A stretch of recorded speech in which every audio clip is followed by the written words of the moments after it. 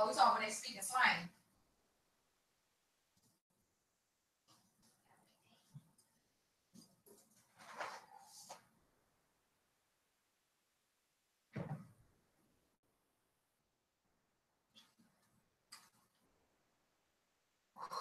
Hey everybody, it's 10 a.m. so I'm on time. Yeah, there was more viewers about 3 minutes ago, and yeah, I try to be on time, so I try to do it at 10, like on the tune in. I just gotta put this link. I just gotta link up. I gotta do 2 more links, and then I can get started. Give me uno momentito, por favor. ¿Cómo estás?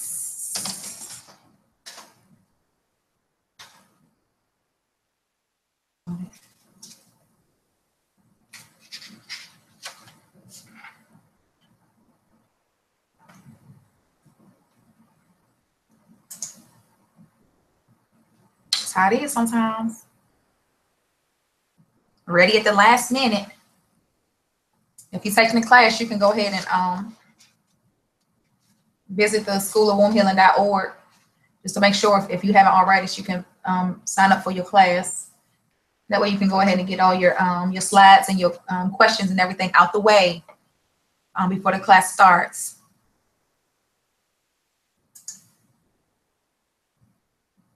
And if you already did, then make sure you just go check your email. There, everything you need for the class today. It will be there. Yeah.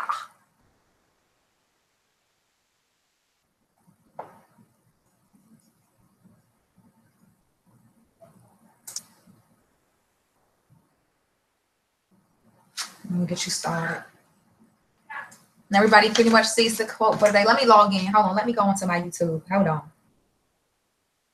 Let me make sure. Let me see who out there.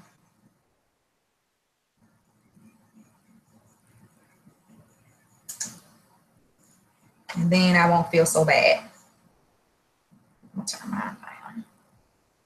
Okay.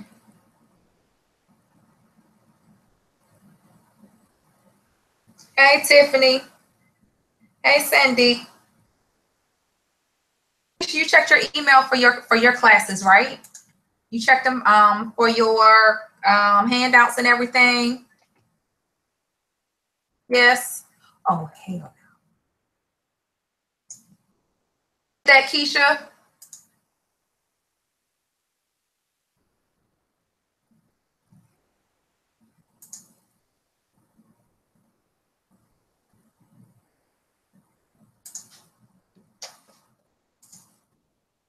Okay, good.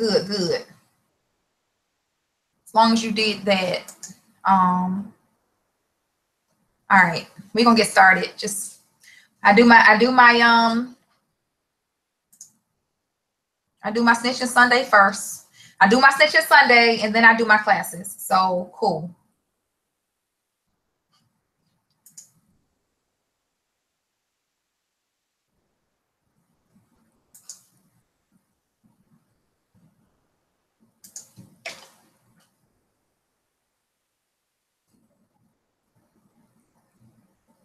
So let me just do this real quick, and then we'll go ahead and we're gonna go ahead and get started. I'm gonna be extra good today. Like I have like a lot of new subscribers, and they don't really they're not ready for all of Ivy. So yeah. So hopefully after this they'll go back and watch some other videos, maybe like from 2014 or 2015, and then they'll be like, okay. They're like, I'm ready. Okay, I get it now. I just got one more link I have to do. And actually, I forgot about this, so I would have been on time, but I forgot about these links. Because you all know that we put the men on the feeds now on Sundays. So I have to send them the link too. Okay.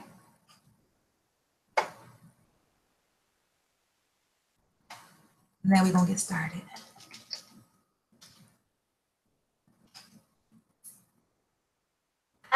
They're going to be so excited. Okay. Hey, Shanita. Hey, Tiffany, baby. How you doing, mama? You doing good, Miss Busby?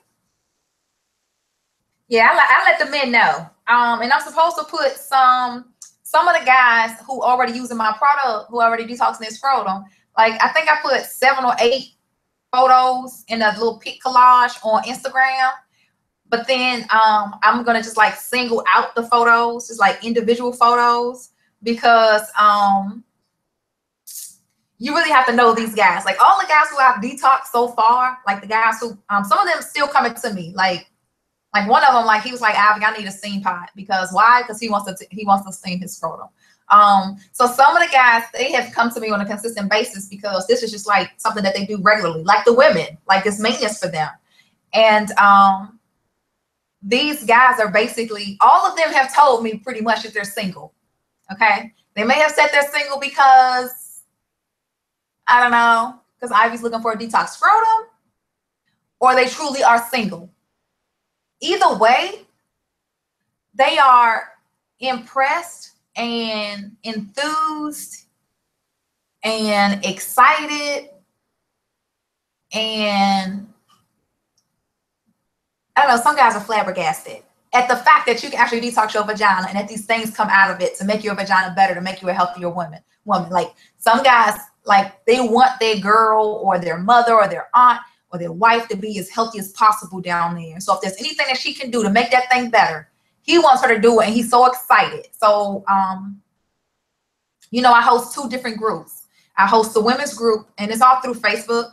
But I host the women's group and I host the men's group. And so when I share information with the men, they're like, oh my God, are you serious? This is fantastic. How do I do my scrotum?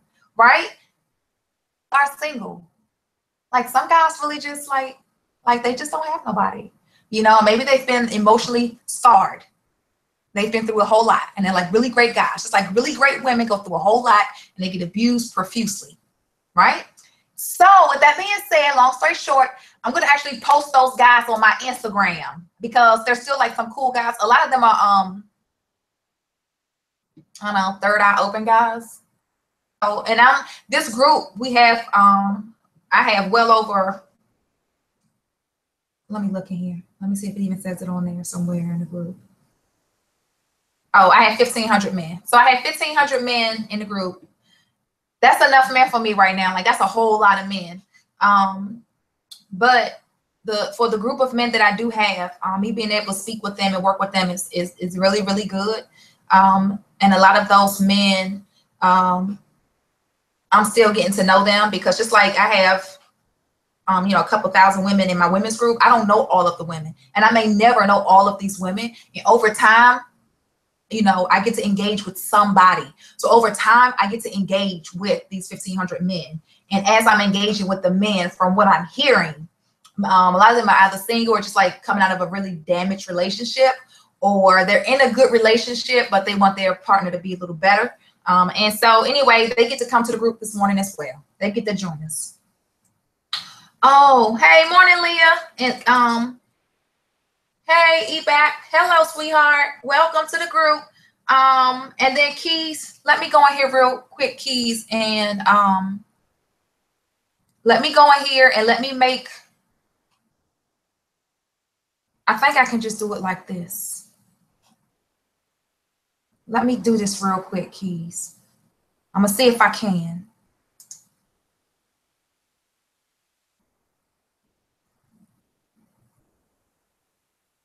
Let's see how this works, baby.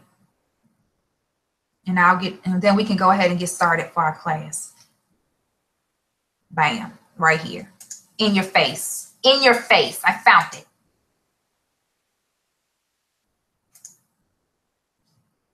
Thank you. Okay.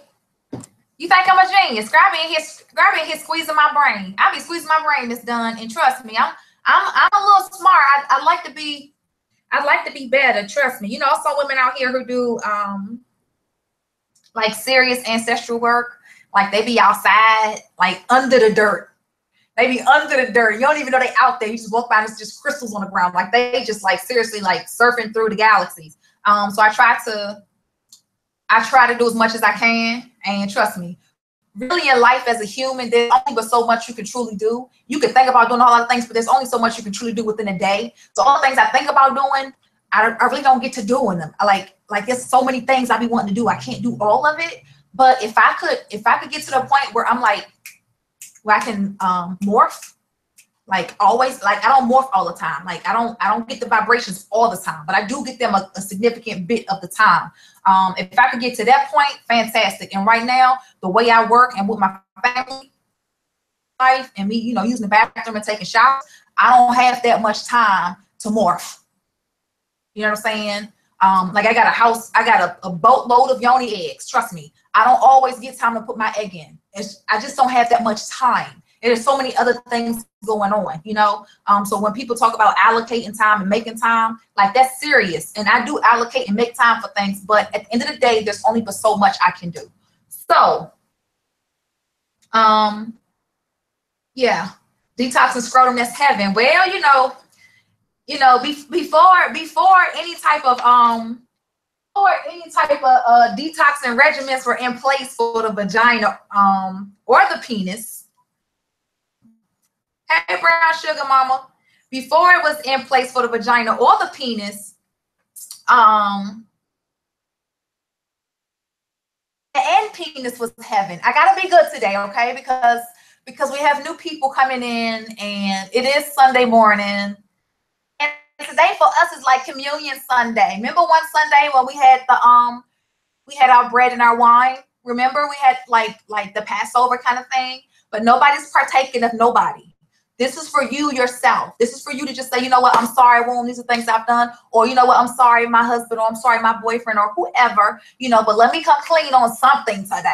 You know, let me be one with myself today, because sometimes we're not honest, okay? That's just how it is. You know, we're half and half. And you're going to lie in life. There's nobody out here who never lies, okay? There's some things about me that I just have not told you, okay? There's some things Ivy has not said. You know what I'm saying? And by me not telling you, I don't know if that makes me a dishonest person. Like there's just some things about me, like I'm just not ready to tell you, especially when it comes to myself. You know, I do consultations a lot. I speak to a lot of women. Now we got it so that you can do your consultation through the website. You don't even have to talk to me because I'm so busy anyway. And you reveal a lot about yourself to me. You reveal a lot, you know, because I have to be able to help you. Just know that there's really nothing new under the sun. All of us are dealing with something. All of us have an ailment that we are dealing with, and we're trying to get over it as quickly as possible. You know, I do not have a perfect vagina. I don't. You know, I'm going through something just like anybody else. I'm detoxing just like everybody else. I'm putting my pearl in like everybody else. This morning I had a bagel for breakfast. I had a bagel and coffee. On my bagel, that's where I put my honey. I'll put my honey in my coffee, but I put it on my bagel. When I'm cooking, depending on what I'm cooking, well, I only cook fish. I put honey on my fish. When I put open a can of tuna, when I open up my can of tuna fish, when I drain my tuna, I put honey on my tuna. Because I'm constantly trying to heal. What I'm dealing with, like, I've never been diagnosed with, but so much. I've only in my entire life only been diagnosed with STDs. That's it. You know, I've been burned a couple of times. You know, I done had the gates of hell between the gates of heaven. Hey, goddamn hell on earth. Okay, but I don't live my life like I've tested positive for STDs. I live my life like every day could be my last day. Like every day could be my last day when it comes to my health. Every day can easily be my last day. And because I live like that, I'm constantly trying to do something to heal myself, to be good to myself and not bring in anything that I feel could possibly be toxic or that could possibly hurt me.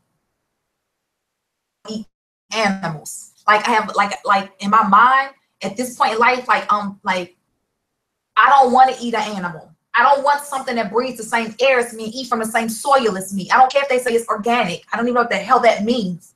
He's eating from the same soil as me, from the same polluted soil, you know, from a polluted ozone layer, you know, from polluted precipitation. So I don't want to eat that. I don't want to eat it. Even though you can fry that chicken really good. That's like saying you're not detoxing, but she clean, she dushed. Like a lot of guys think it's okay just to dush, and that's great. You can do that. I don't want to eat dushed pussy. I want it to be clean and detox. Therefore, I can't just eat. I don't want to just eat an animal. Like you can't tell me, well, I just fried this chicken up. To me, that I'm just eating like fried waste. You just fried the germs for me.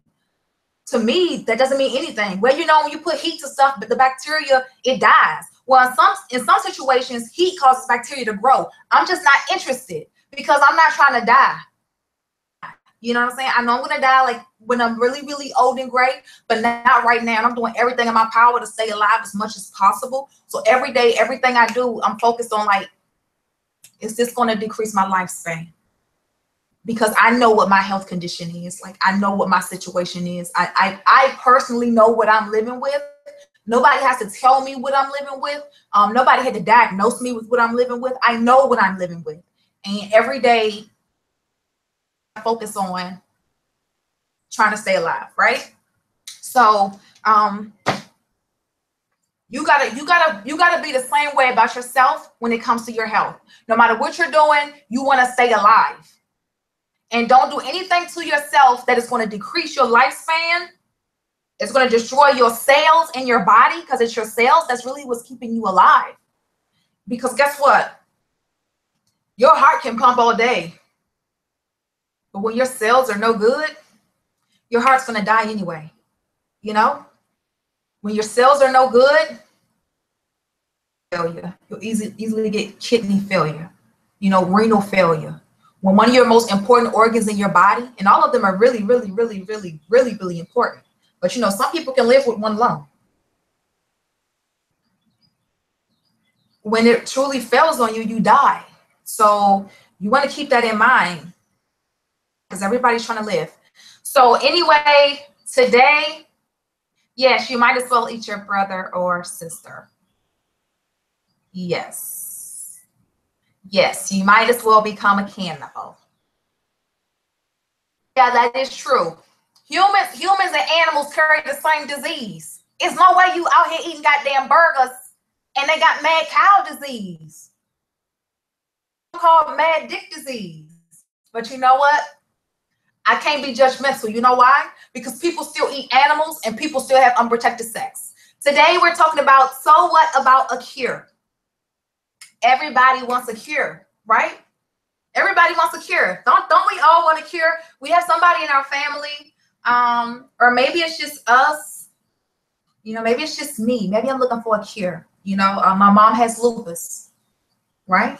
She has a blood. A lot of us have the virus. Okay, and the virus can be the human immunodeficiency virus, which means your immune system just totally shuts down. She's deficient. You keep catching STDs, you're ruining your immune system. After a while, it's going to be very easy for you to catch anything because your flora is done, right? Human immunodeficiency virus, human papillomavirus, which is a fairly new virus over the past decade. The herpes simplex virus, not the common herpes simplex that everybody is susceptible to, where you can go to the store and get a Breva and rub it on your blister on your lip. Not that one. Then you get autoimmune deficiency, like automatically you die. That's AIDS. There are already cures for STDs. So trichomonas, syphilis, gonorrhea, chlamydia. There's a cure for those. There's already a cure for bacterial vaginosis, right? And that's great, right? How wonderful would it be if there was a cure for AIDS? There was a cure for every virus. We're just talking about sex. We're not talking about a cure for cancer or a cure for Alzheimer's disease. And I don't want to make a joke about it, but I did make a joke about Alzheimer's. That just means when you forget stuff all the time. Okay, and we're not talking about nothing like that. We're not talking about cures for things like that. We're talking about cures for things that mess up our sexual health. You know, things that we contract because of some type of sexual activity or sexual contact. So when you think about the virus, because the virus, there truly is no cure. right? What if there was a cure for the virus? How would everybody feel? How would you feel if the news came on, whatever state you're in, or CNN or MSNBC, and they said, hey, we got a cure worldwide, you know, we have a cure. There's finally a cure. Everybody who's infected, anybody, and you come get this cure. How would that be? Good morning, Tanzola. How would that be? I mean, what's that like? What does that look like when they say there's a cure? On my hands because you're like, thank you, Jesus, or thank you, Buddha, or thank you, Allah. Is that what that is? Like, if we were to get the news flash, are you saying holla? Like, that's what's up. That's what's up. I'm in line, girl. Get it or what?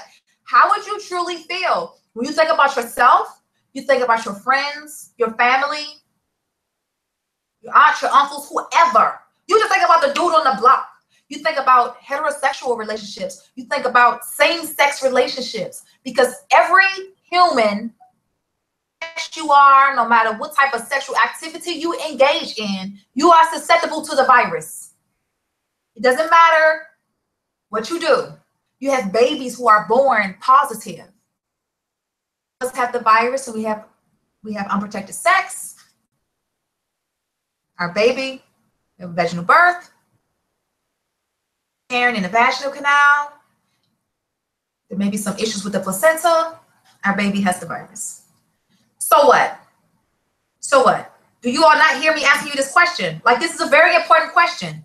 Like, this is like you really need to think about this, because the economy, the government, the private institutions, doctors, labs, I mean, everybody. Medicine itself is like what, like a $60 trillion institution? You can't even count to $1 trillion, not even $1 trillion. Okay, you count to $250 million.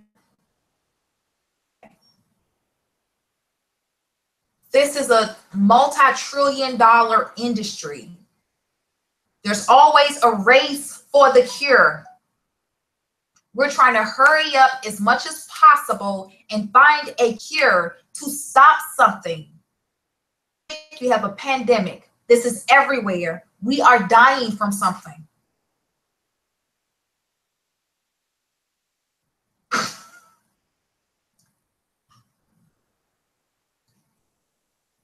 I know, Miss Joycelyn. I know. But I don't want y'all to answer this question like the white man or Fox News. Don't think about any of that, sweetheart. Don't think about any of that.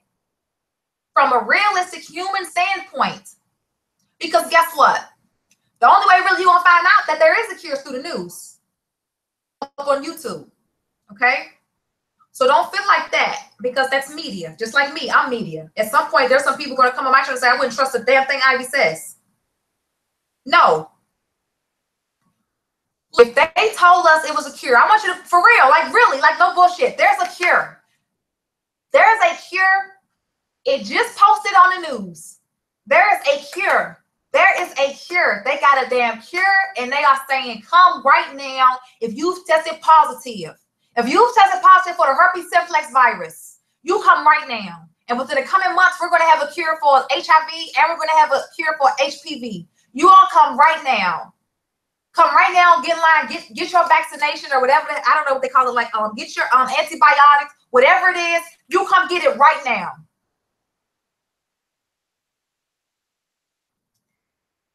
It wouldn't even matter if there was a cure. It doesn't even matter. It is not important that there's a cure for anything.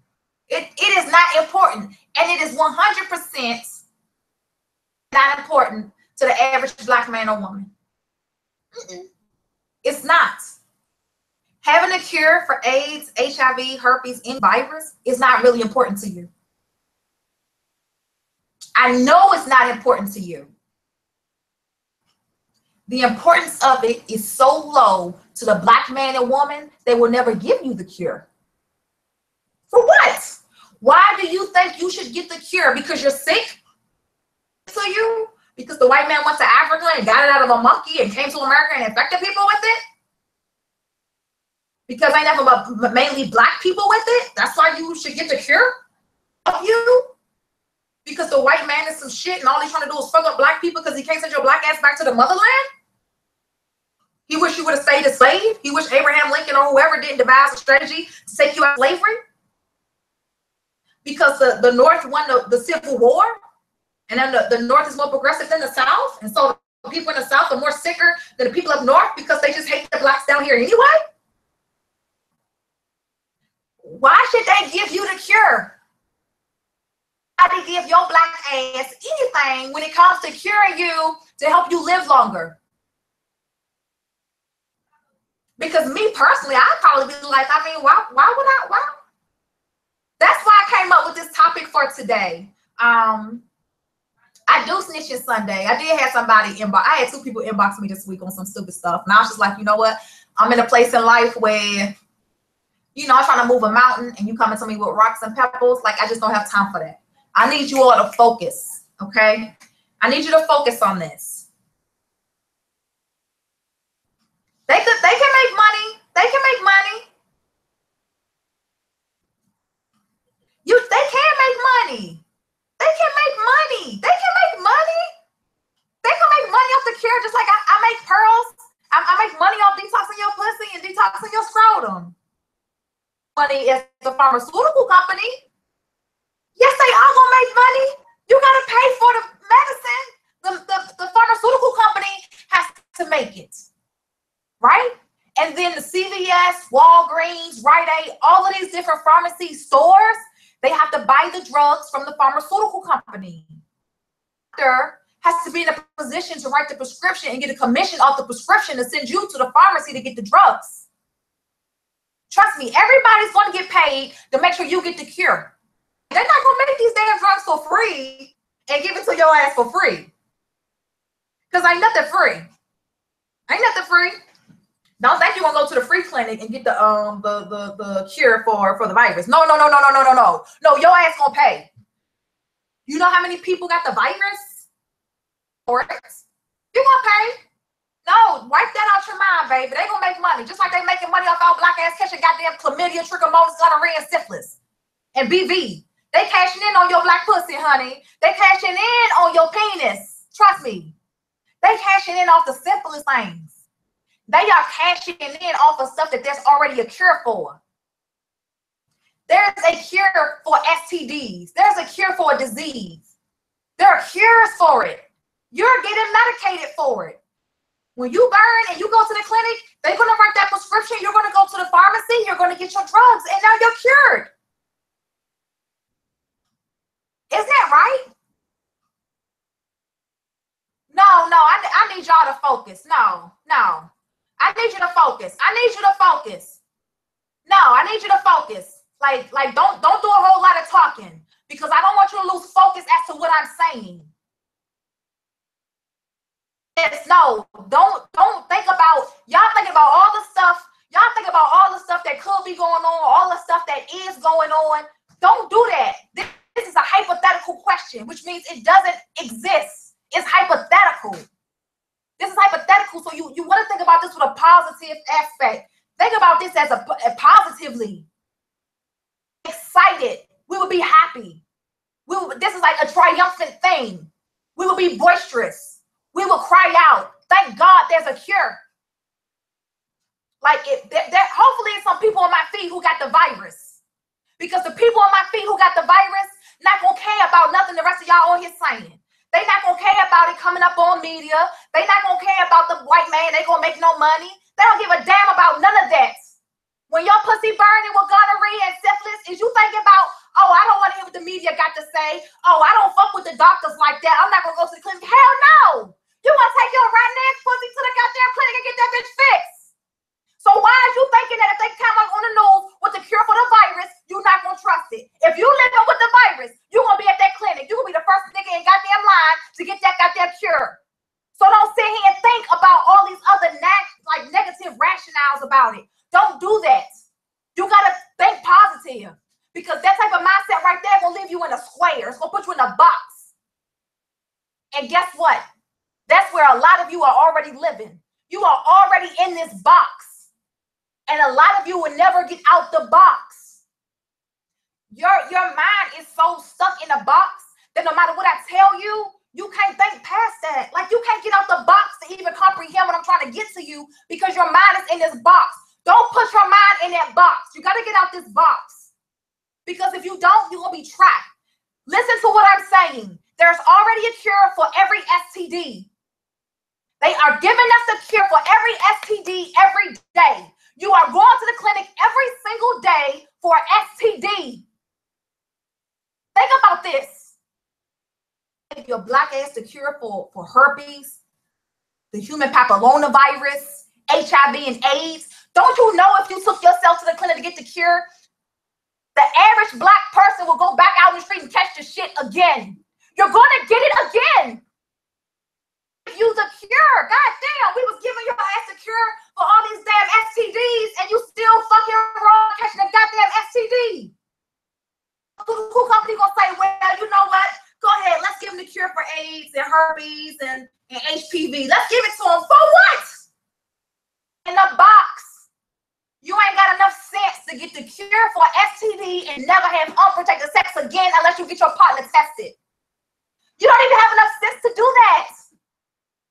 Didn't you see the rates for people tested positive for STDs is predominantly black people? Really? So, I mean, I'm like, damn. Like, you mean to tell me that there's already a cure for STDs? And niggas still catching them left and right every damn day? And then when I do my live stream and I ask you about what if there was a cure for the virus? Oh, I wouldn't trust it. I'm not going to do this. I'm not going to do that. Guess what? What you said, all of your comments wouldn't even matter. It wouldn't matter if it came out on the news. It wouldn't matter if they was going to make money off of it or if they couldn't make money off of it. It wouldn't matter because it's black people, you in this box. So you the average black person who would get the cure and take your ass right back out in the street and screw somebody who hasn't gone to get the cure because that nigga don't go get tested anyway and you're going to reinfect yourself. And then what happens? Well, over the course of about a decade of us treating and retreating you, we get drug resistance. And now our drugs don't even work no more. You've progressed the virus so much that the drugs that we had for your black ass, they don't even work anymore. Now we got to have several different types of drugs for one virus. And then several different types of drugs for another virus. You know why? Because we was curing you and you didn't even care because you're still stuck in a box where it comes to self-negligence, self-ignorance. You know, you have like low self-value. So you can test positive and we can cure you and you can go back in the street and get reinfected. And this is true. Nobody had to tell me this. Nobody had to explain this to me. But I'm telling you, nobody had to tell Ivy this. This is like common sense. You got to think about it. And it's true. It's so true because look at all these people. Like when I do my consultations, y'all test positive for stuff this year. Like you older in age and you tested positive this year. Yeah. I think I had like what 4 or 5 STDs. I had chlamydia. I had syphilis when I was 12. When I was 12, I had syphilis. When I was 14, I had chlamydia. I was really, really young and I was in the streets. Okay, I wasn't at home. Okay, my mom just let me leave the house any goddamn time and then she put me out any goddamn time. Okay, so I was very high risk. Okay, I've had my share of STDs. I don't want any more STDs. It's a bad situation to go into the clinic and I'm a grown-ass woman and I say, things aren't right down there. Things aren't right down there. I don't know what's wrong, but I'm not feeling good. Something's not right. And they run me through my tests and they tell me I have an STD. No. Hey, Melgo. It wouldn't make any. Hello from CO. Is that Colorado, baby? Okay. So it wouldn't make any sense. Yeah. Listen, Yeah, Magic Johnson is the only person that we know living with the virus. He's the only person, okay? Other people who are living with the virus that you don't know about, public with it. So don't think that celebrities, don't think that all these celebrities are clean people. Don't think that. Don't think that it's just us that's messed up. Trust me, there are a lot of celebrities that have the virus. They are no different from nobody else. Don't you know when you start working in the door, you step your game up, you step your name up, niggas and bras start coming out the woodwork trying to get at you? A little bit sloppy toppy. Everybody like that. A lot of people caught the virus in their mouth. Yeah. It's not this. Don't do that. Out today, and I gotta listen to this ignorance because my kids listen to it, and I gotta listen to it because I'm trying to figure out what they're saying. Voice that's coming out rapping right now have virus. If they don't have the virus, they have a very, very bad STD, or they've had one, and they're to the point now where they don't mind giving it to you. Tell you that in their music. Now, don't say that they're telling you this in the music because this is what the people want to hear. Nobody wants to hear something like that. That is sad. That is sad, and it's a form of dehumanization because you're trying to get rid of somebody or some people. Music. I listen to it because I'm like, let me see what these idiots are talking about at this point. Like this boy, one of these, I mean, these are like some famous rappers. This boy was like, your throat till it burn. Right. And I hope y'all daughters like listen to these little niggas rapping. Because now you know what she's thinking? Because see, everything you read, everything you listen to, everything you look at, your mind is absorbing that. You're going to process that some type of way. You're going to keep it up here. You're going to use that for something to benefit you in life. Especially when you're young and dumb, full of cum, don't have no sense. Whole lot.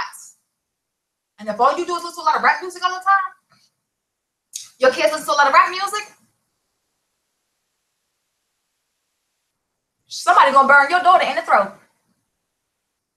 Yeah, boy said this girl he's sleeping with, I don't know the lyrics by heart, but he was like, the girl he's sleeping with, her dude mad. He's so mad, he's sick. Get it? He's sick. You know why? Because trust me, he was sleeping with her, she went back and slept with him. Whatever he had, he gave it to her and she gave it to him. Like these guys are telling you their story and they don't mind giving your daughter an STD. There's no reason to give you a cure anymore. Like, you know what? Like a lot of people talk about healthcare, things like that. Like what if President Trump decides that he doesn't want to give you medicine or health insurance or anything? Like me personally, like I can't like, I'm not gonna hang myself over that, okay? But what if they didn't give you any more medicine for testing positive for STDs? You won't be fucked up. Because you've been testing positive for so long and you won't stop testing positive. Like you got that like a rap sheet. That's why they will never give you the cure for anything else. They're not gonna give it to you. For what? Give you the cure for what? Magic Johnson's living with one woman, his wife. It's just him and Cookie. Not nobody else, him and Cookie. When he came out in the 80s and said that he had tested positive for HIV, the only person he was sleeping with was Paula. He said he was sleeping with Paula Abdul. He had unprotected sex with her. Right now, she's like a reckless drinker. Okay, I don't know what else is going on in Paula's life, but no, that we know of. Because I'm sure there's a lot of people out there with it. You know, you got to check them sometimes. But they're not going to give you the cure because as Black people, you're in a box that you can't get out when it comes to catching STDs. And there's a cure for those. So anyway, I just want to put that out there. I mean, think about this. If there is a cure, look how long you've been living with your situation. Now, HIV is kind of more progressive, and it does significantly decrease your lifespan, okay, quickly. At this point, there are numerous drugs that's going to help you live. You're going to be able to live with HIV. You're going to have to take a lot of different medicines to keep your body completely clean, pretty much. But you can live with the virus. All of us can live with the virus. No matter what virus you catch at this point, you can live with it.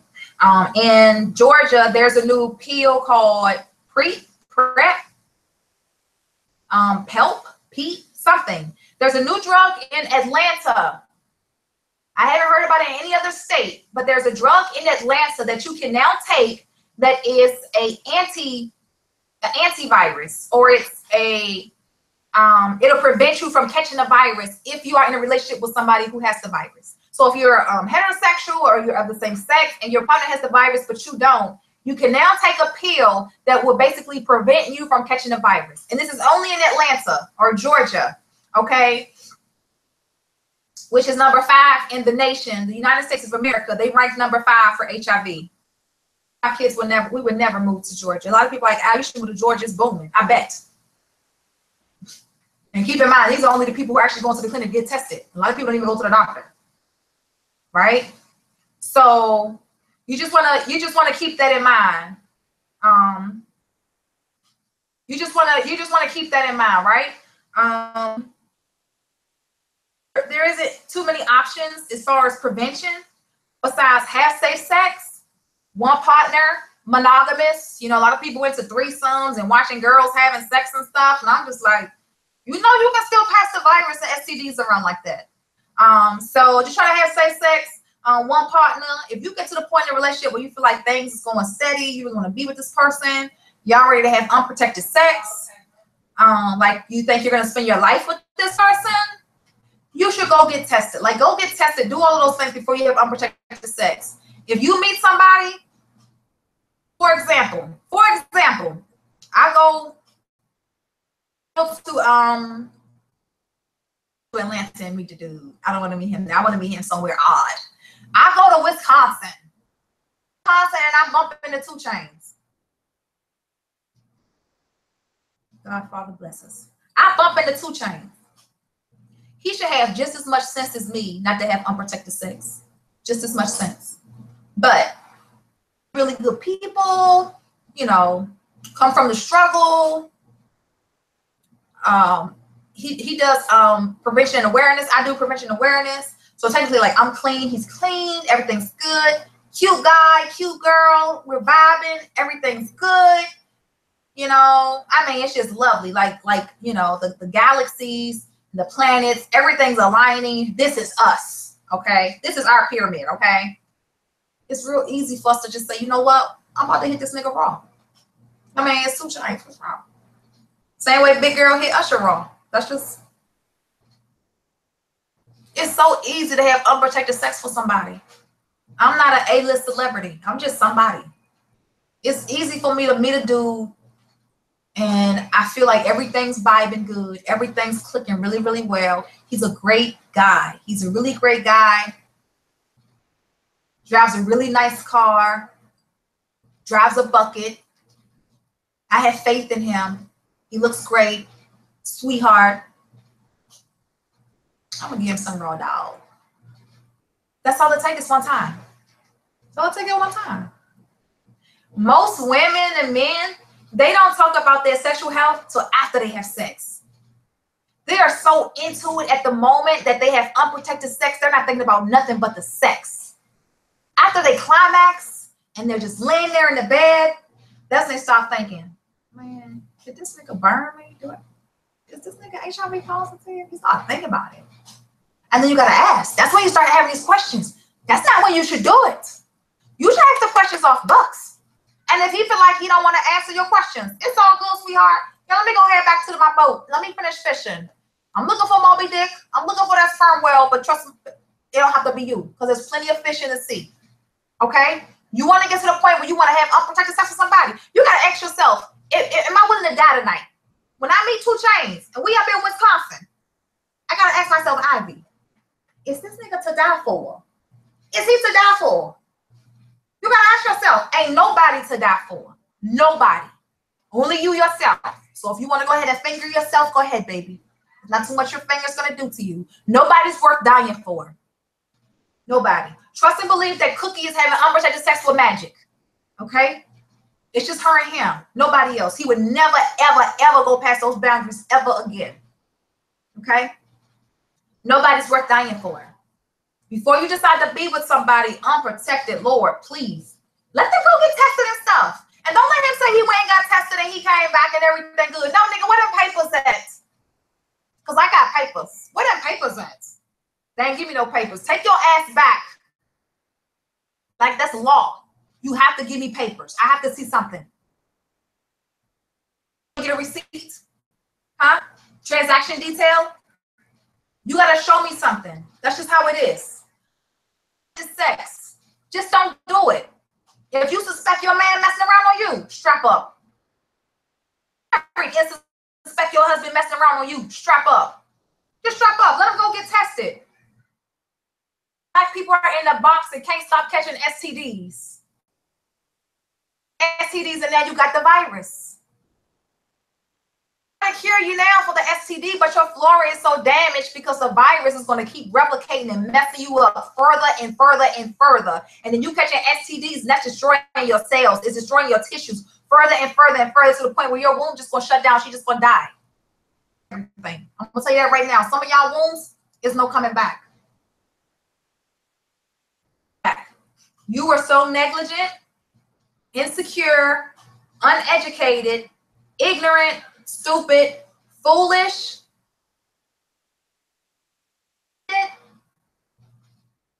that you've lived your entire life by doing nothing more than infecting yourself. And you're at a stage where there is no coming back for you. It's become the black hole. There's no coming back for you. At some point, if you keep putting your hand on a hot stove and getting burnt, at some point, common sense gonna kick in and say, don't touch the stove, it's hot, I'm gonna burn myself. Black people in general have become so desensitized when it comes to infections and diseases that they're constantly catching it. Like, you keep having unprotected sex. So on that point, fuck a cure. So what? So what? And some of y'all, you think it's cute. Oh, Ivy, I went out last night, girl, had fun. I slipped up. I know, Ivy. Don't chew me out. I know. Just tell me what kid I need to get. And I was like, what? Like, this shit is a joke. This is a joke to you. I know. I don't know what's wrong, Ivy. Listen, I messed up. This guy. I know. I don't even know if I'm pregnant. I don't know what to do, Ivy. I'm like, bitch, is you crazy? I know. Listen, I make mistakes too. I test positive for STDs too. That's why I live every day. I live every day like it could easily be my last day. I can die any damn day. And I don't want to die no time soon. I want to be able to raise my kids. I want to raise my grandkids. I want to see my great-grandkids. I want to be so damn old that all I can do is just sit in the damn rocking chair, and my kids and my grandkids, they bring my great-grandkids and my great-great-grandkids. That's it. And just let grandma talk about whatever the hell she wants to talk about. That's it. Be able to do. I can't do any of those things. I won't even be able to live to see my grandkids grow up if I stay in this box. Okay? You should live your life like today could be your last day. That don't mean turn up, like the Bible say, eat and drink for tomorrow we may die. No, nigga. The Bible left out some verses. They like eat, drink, turn up, but bust a dude, have sex, you know what I'm saying? Go out on the town, be looking fly from head to toe, do all of these things, girl, because you know tomorrow might be your last day. You know, we not promised nothing. No, that ain't what they talking about. No, nigga, strap up like it's your last damn day. Because you can eat all you want, but your ass ain't gonna die face first on the plate at the dinner table. Okay? You can drink all you want, and the most you're gonna get is alcohol poisoning. Okay? You can dress all you want to dress. You can wear all the clothes you want to wear. The most you're gonna do is be broke with all of the clothes in your closet. Okay? You can do all of those things. You can dance the night away. You wake up with goddamn arthritis. But you can fuck one time tonight raw and lose your whole goddamn life. Just like that. Just like that. If you already live with the virus, you can't take the chance. You cannot afford to catch an STD or any type of infection because your cells are dying off. You only get about 2,000 white cells. The virus is going to attack those cells. Once all of those cells are gone in your body, you only got 2,000. Think about this. cells are gone, you're done. You get autoimmune deficiency syndrome. Okay? So if you already have the virus, you can't afford to catch an STD. You gotta live every day like it's your last day. All right? Think about that. Anyway, so when this rape is still our fault, what are you talking about, Leah? What are you saying when it's rape is still our fault? What are you saying? No, you ain't got to correct her. You ain't got to correct her, Shanita. What do you mean when it's rape is still our fault? It was still your fault. What are you talking about? Get out there. You're talking to me in the box again. Talking to me in the box. That's like saying, Johnny, take your conversation off speaker. That's like saying you sound like a political debate in America, and I don't like to hear those type of debates. That's like saying, oh, women should be able to have abortions, and then pro-abortion, pro-life people say, no, a woman should not have an abortion, and then you walk up and say, well, if I got raped and got pregnant, then what? Somebody getting raped. That ain't what we talking about. So that's like you in the box. We're not talking about you being in the box. We talking about you getting out the damn box. Get out the box. That's what you got to do. Get out the box. Tell somebody that they wrong for getting raped and catching the virus. Who am I to say, you know what? You were out in the street doing something I don't goddamn know. I'm going to give you an innocent rape victim. You was at the Walmart and you was taking some groceries to your car and a dude snatched you up and he raped you and now you wake up with the virus. My platform is for people who are high risk, associated with high risk people, or who do things that are high risk in nature. Like having unprotected sex with people they do not truly know. Having unprotected sex with people when they do not know their status. That's what I'm speaking of. Having unprotected sex, catching the STD, going to the doctor, getting your cure, and then going right back out in the street and having unprotected sex again. Affecting your life. That's what I'm talking about.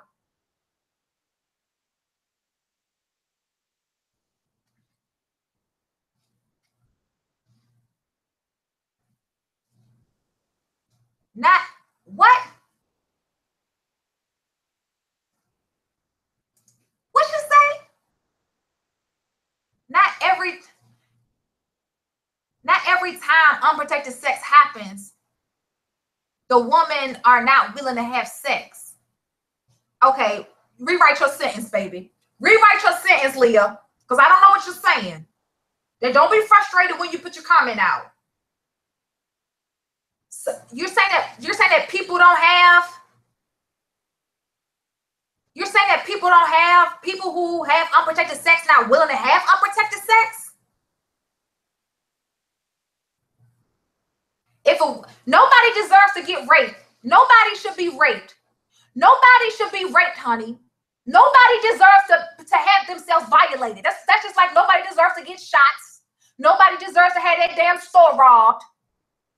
Things that are unlawful in life, things that are bad, nobody deserves to have bad things happen to them. The girl who they found in the freezer, she did not deserve that. But guess what?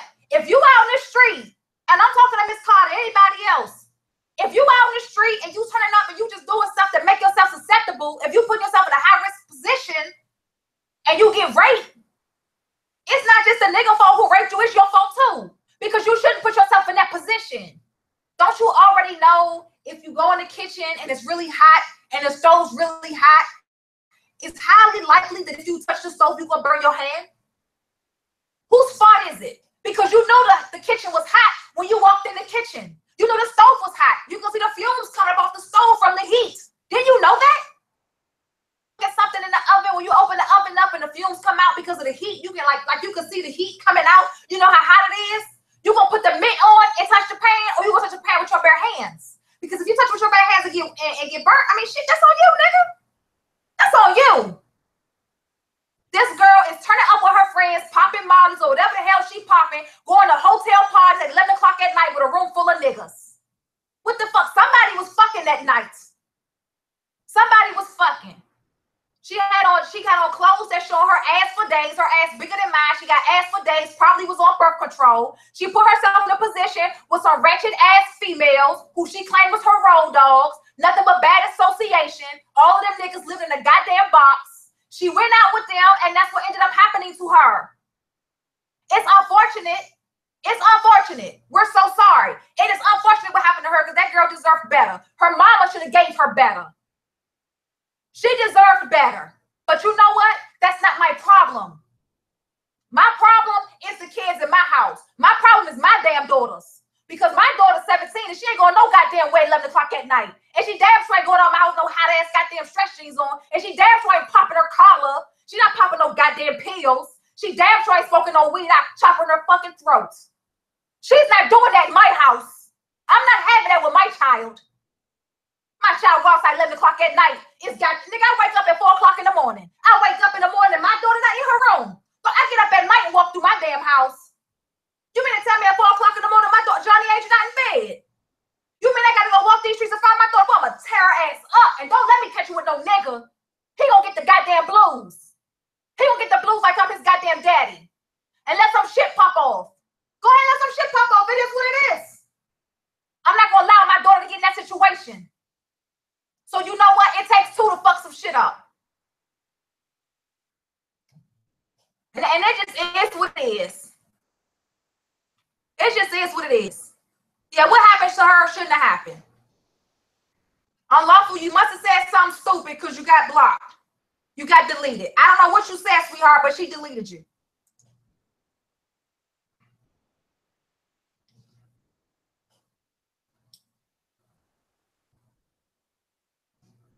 Oh, okay, baby. Okay, baby. I see what you're saying. Unlawful Music said, fuck all that rape shit. He's not trying to hear about that. He's trying to hear about healthy things for I hope you're a man. Healthy things for his penis. He don't care about that other shit you talking. He's trying to figure out what he can do for himself because everybody not putting themselves in a situation where they can be raped. I'm gonna tell you something. And I'm gonna tell you something because people used the term rape so loosely. And then I got some people who pay for their classes today. So I gotta do my classes. But a lot of people use the term rape loosely. They use it loosely. And I know I got moderators in my group. And I know I got people who come on board to work with me. And I'm 100. It doesn't matter how much money you can put in Ivy's pocket. I'm 100. So if you say something I don't agree with, I'm 100 with you. I'm not gonna sugarcoat nothing. And that's just the way it is. Don't you know? Don't you know? Oh, hell no. I know your ass don't know because I'm about to tell you. When I was young coming up, like around the time when I caught the syphilis, in my mouth, when I caught that, I was 12 years old when I caught syphilis. I was fucking. I was in the street. I was trying to get cool points. I was trying to be cool at school. I didn't have no friends. You know, my mom moved to Running Lap with Section 8. You know, that's why I'm not for subsidies. I'm not for subsidies. She moved every fucking year on Section 8. Just because you got Section 8 don't mean you got to move every goddamn year. But she did. That's why I never stayed in one place for more than 365 days. So I'm not one of those people who can look in the yearbook and like got a slew of friends. I would never go to a school reunion. None of those things. I don't know nobody like that because I stayed on the move, right? When I caught syphilis in the mouth, when I had syphilis, of course my mother didn't educate me on what was going on. But even after I caught the syphilis, some other things had transpired while I was in school. Other things transpired because even though I had sex with this boy, it didn't make me cool. It didn't bring me friends. It still left me in this hole with nobody. And so I ended up having more problems in school. It got to the point where there was a big fight at school, okay? At this point, my brother came home. My brother been in and out the Fed so much. My brother came home. Then my other brother came home. So it was all three of us. And a big fight broke out at school. My brothers were there. Obviously, they know some niggas from the streets. And these street niggas was going to the school I was going to. Whole lot of shit popped off. When it was time for us to go to school to the principals and report everything, like everything just like spiraled, I had to say that boy raped me. I had to say that the boy who gave me syphilis raped me. I still didn't know that I even had an STD in my mouth. My mom never told me when she took me to the doctor that I had an STD. She didn't say shit. I just got my medicine. I didn't know. I suspected something like that happened, but then I was like, no, because we had sex too. And I didn't get syphilis in my vagina, right? Because we had safe sex, but we didn't have safe oral sex, okay? I said that boy raped me. Yeah. When I had to live in the shelter, I had lived in the shelter. Then I got out the shelter with my voucher, moved to the projects with my voucher. Then I didn't know a damn thing about Section 8. When I moved out and got my own place, and I was messing with this dude because I didn't want to be in this neighborhood by myself. I don't know nobody. I better get a nigga that's gonna hold me down. He had oral sex with me that night. He came home from the club. The first thing he did was have oral sex with me, and that was good. After the oral sex, I didn't even want nothing else off the nigga. I wasn't feeling him like that after a while anyway. I just felt like, I don't know, probably how guys feel when they could just keep getting the pussy easy. Don't you know that when I decided I did not want to have sex with him that night, and everything popped off, and I had to leave my house. When I got to the police station, I said, this boy raped me. I had to go to the emergency room. They gave me the rape kit, but he never raped me.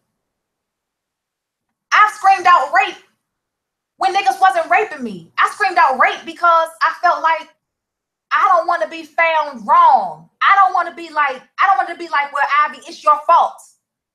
When in essence, it was my fucking fault, pretty much. I mean, it takes two to tango, yes. But sometimes because of my ill thinking, I put myself in different situations. But I had the right to tell the truth. I could have easily told the police exactly what happened. Easily. I could have easily told my mom what happened. I could have easily told the counselor at school what truly happened. I was just fucking. Things didn't go my way. And I'm not saying that for everybody. I'm just saying for me. For me. So when I see people throw out the rape card, when I see people throw out the race card, sometimes you got to say, hold up. You got to say, hold up now. You got to look at the whole situation. Because me personally, I done called out rape a couple of times, and I've never been raped in my life. I've never been raped in my life. But I have a record of being raped. Okay? Now, I've been molested. Yes. Yeah, I've been molested. I've had people touch on me inappropriately. I've had people put their genitals on me inappropriately. Yes. I've had that happen. Okay?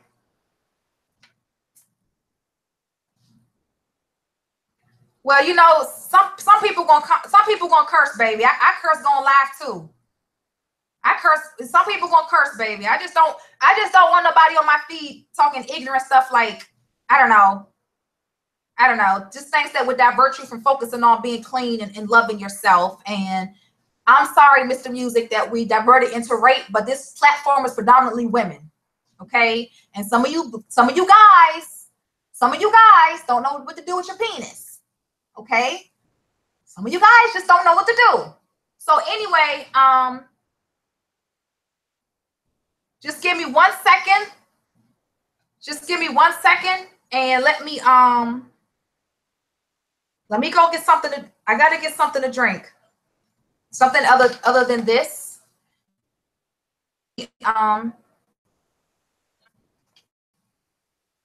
Drink. I just want to scroll through this real quick.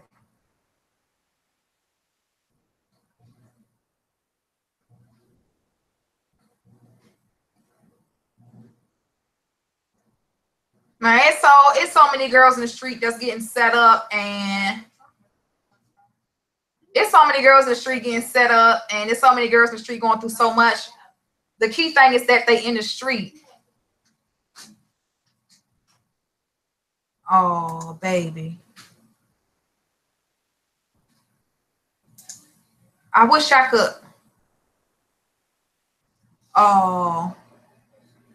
Yeah, I mean, I was in the streets too. Now, when I was in the streets, I was going through some shit too. I was in the goddamn streets. So I ain't worried about that. I can't worry about that damn girl. Oh, baby, you in Chicago. You right up there with the girl. Oh, bless your heart, sweetheart. You know, it's sorry it happened to that girl up there, but you know what? When let me tell you something. A few years back, they was talking about all them black boys in Chicago getting shot. I said, you know what? Everybody need to go to Chicago and have a smudge fest. Maybe the whole Chicago state, maybe that's a very bad piece of soil or a very bad piece of land, like spiritually speaking. Maybe there are some things that were really bad, and it has passed down generation after generation to the black men and women in Chicago. And as a result, the lawlessness and the carelessness amongst the culture of people, Black people, has transpired to the younger generation, and has the carelessness has been projected to the police force and any other force, and now they have a carelessness for you too. So now they don't care. Because guess what? As much as I said a few years ago, like about 2 years ago, Chicago have it so bad, we should go up there, we should pray for these boys and girls, let's go up there, let's pray. Really, at that time it was just for the boys. Pray for them, you know, maybe it's an infested place, an infested place of demonic possession, and that's why these young Black boys are dying. But then when I see this video, this girl being taken advantage of somehow, some goddamn way on the video, yeah, everybody's a goddamn detective now. That just shows you, you know, some Black people are smart, they just don't know what to do with it. Oh, now we got all these goddamn FBI detectives on YouTube. Black boys doing this to this girl. So I can't sit here and say let's pray for these Black boys, because it was Black boys who did it to this Black girl. I can't pull a race card. These were Black people doing this to Black people, young Black men and young Black women. I can only imagine what their mothers and fathers do for a living. I can only imagine. No, I can't even fucking imagine. They couldn't possibly do anything for a living, because what you do as a mother and father truly does reflect with your children. It does. You can see some kids, like they might be little potheads here and there, you know, things like that. But they usually have good parents. Their parents won't get their ass back on the straight and narrow. All them kids in that hotel room that night, all them kids, their parents can't be shit. Their parents can't be shit. No, because we're too productive. I'm too productive in life. I gotta get up early in the morning. I got work to do every single day. I'm too productive to allow my child to be lazy, to allow her to be stupid, to allow her to go out and party and turn up at night. No, we got too much stuff going on in life. We got too many places to go. We got too many places to be. You don't have time to turn up. No, you lost your goddamn mind. 11 o'clock at night, you better Netflix and chill in your room. Yeah, on your cell phone, because there's only one TV in my house. Netflix from your phone. Download the app. You'll be okay. So, you know, no. All them girls in there, no. And personally, what irritated me the most, the GoFundMe is Chandra Pretty Womb Healing, Naima. Hey, mama. It should be on my channel too. Like if you click on the channel, like my channel information, it'll be on there too. What pissed me off the most about it was when the girl was hitting the blunt, when she was hitting the blunt. Okay, because I used to be like a smoke dragon. Okay, I just smoked hella pounds. Okay, I could just be a walking leaf when I was in the streets. The way she was, that irritated me watching her do that, because I realized your young ass don't even know how to hit the motherfucking blunt. You don't even know what the fuck you're doing. You don't even know how to hit the motherfucking blunt. That just gonna show you that some people just do anything for anything. You just doing it to be doing something. Just anything for anything. Anyway, just give me 1 second, and then we're gonna go into our class, okay? Class is for syphilis. So give me 1 second, and then we're gonna take the class. If Naima, GoFundMe.com, and when you type in GoFundMe, all you gotta do is type in Chandra Pretty, and it'll show up. When you went to my website, if you click on the blessings tab, because I know the blessings tab is visible, it's there too, Naima, baby. Just give me 1 second, okay?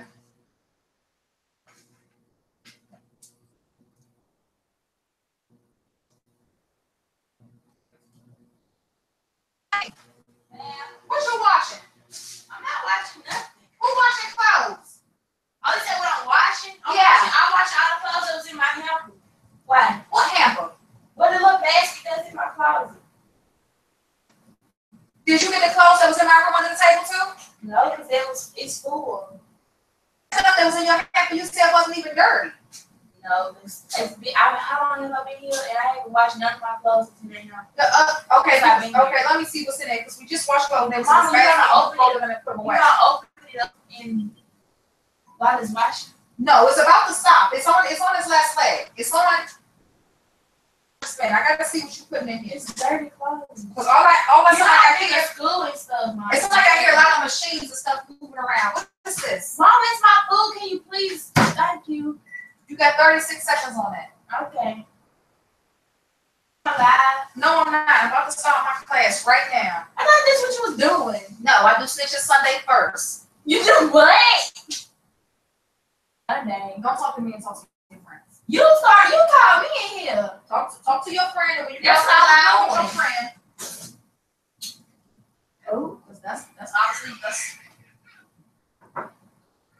go laugh with your friend. that online.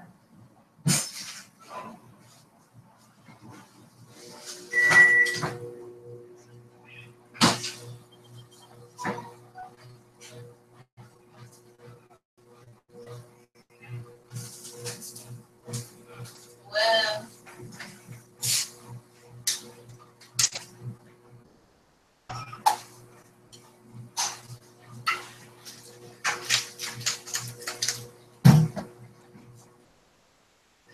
Let me take y'all into the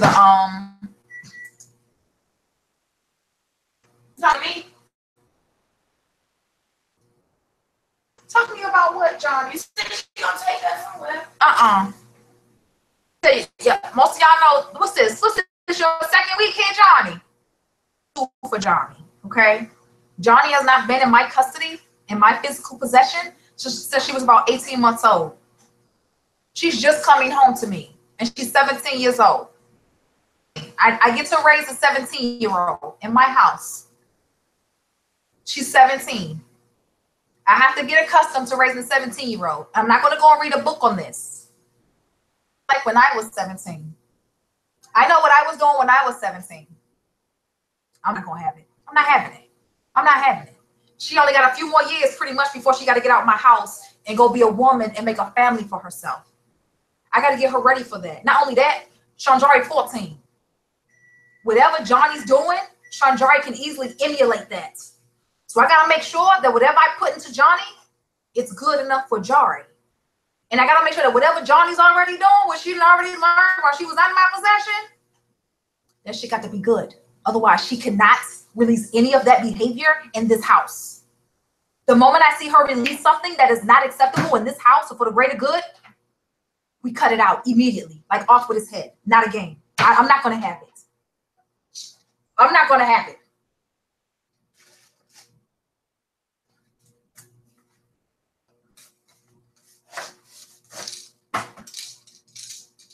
That's how it is when you're a single mother.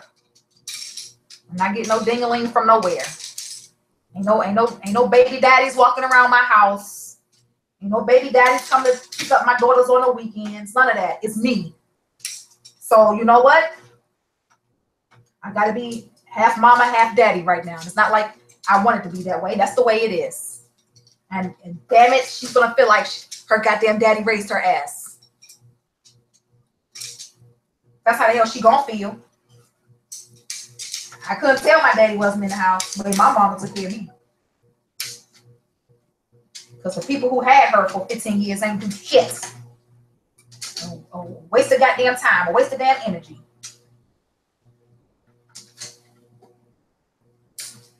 Ain't do nothing right. You don't need no damn kids. Some of y'all don't need no damn kids. You don't need no daughter or son. A lot of y'all don't even need kids. Just don't need them. You don't know what to do, you don't need them.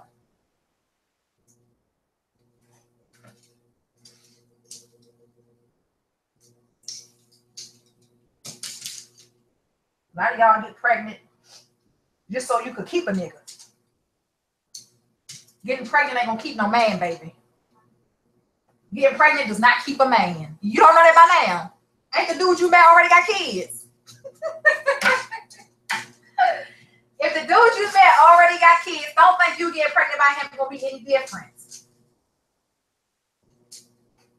Getting pregnant by a man might keep him in your life to a degree. In your life because of the child. But it's not gonna keep a man. It's not gonna do that.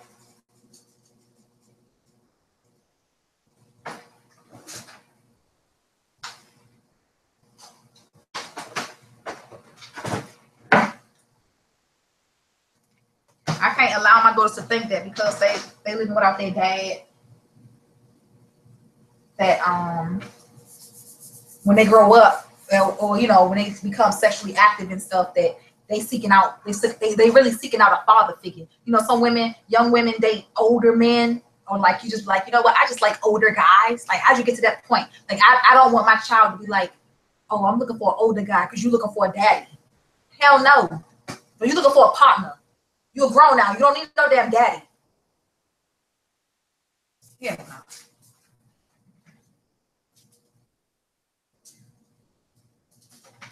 If y'all got y'all you got your handouts and stuff, you got your stuff, just go ahead and get it ready.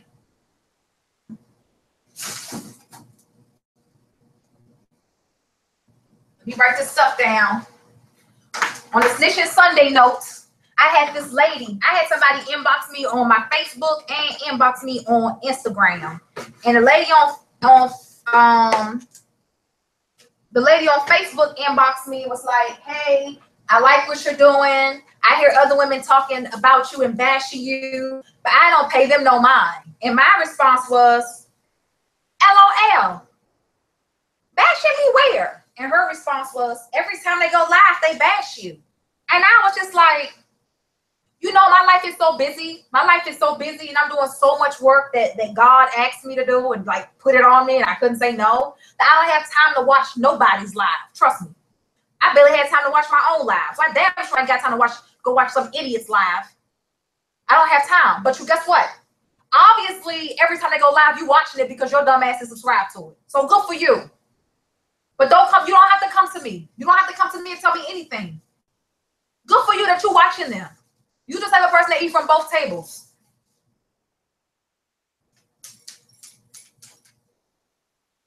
Like, a lot of y'all undecided. You just don't know what you want to do. You got to make your mind up. You the type of person at church hop, like on Sundays. You go, there's some people here go like 4 or 5 different churches on Sunday. You just ain't found the right one. God damn it, figure that shit out.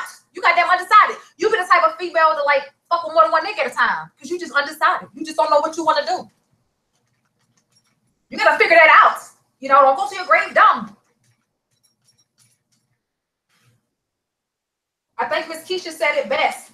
Miss Keisha, her mom used to tell her stuff all the time. And she said something about going to your grave of idiots. Something along those lines. Like, you gotta make your mind up. Like, get that together. And somebody inboxed me on Instagram. Now, I can't check my social media that often. I try to do the best I can because I got the social media feeds. I'm a mother. Okay, I got to run a business. I got to do the paperwork. I got to run a university. I got to run 7 different websites. I got to do all the shipping and handling. I got to make everything. Like, I'm really, really busy. Like, this is all I do. I eat, sleep, and breathe pussy. That's it. Even my own, okay? I gotta take care of her, okay? I got a lot of work to do, so I really don't have time to do a whole lot. Every now and then I try to ease into my messages and see what's going on, if anything. And then she's inboxing me in my DM. She's DMing me. You DM me with ignorance. Well, these people were saying this, that, and the third, but I hate your back. I hate to let them know. She was saying that she didn't get this and this and that. But then she found out she didn't even order from you. She ordered from somewhere else. See, they be talking bad. I don't know what they're talking about. How the fuck is you on her feed anyway? Who you following? Some of y'all be DMing me and you be screenshotting other people's stuff. And when you screenshot it, it show me all your other goddamn friends that's following this idiot. So it ain't just you. Birds of a feather flock together. And you don't know what you want to do. You don't know what you want to do with yourself. So I'm pretty sure you ain't got to screenshot my shit. Because ain't nothing about me private. You know what I'm saying? It ain't nothing about this private. Ain't no way in the world you running a business to save a pussy and you got to keep it private. Ain't nothing private about that pussy, baby. There's nothing private about your pussy. What you're dealing with in life when it comes to your vagina, there's nothing private about it. What you're going through, millions of women are going through, okay? There's nothing private about it.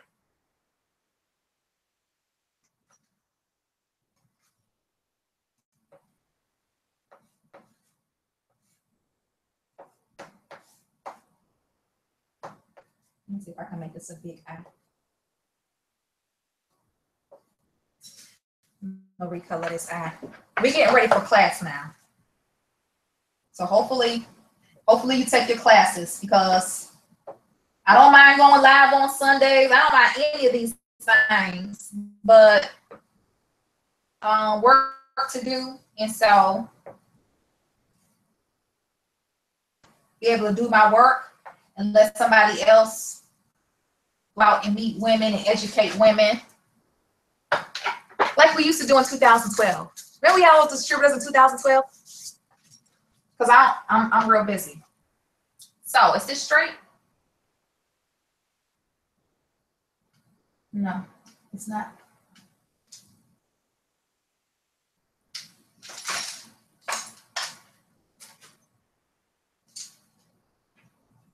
If you all came in from the men's group,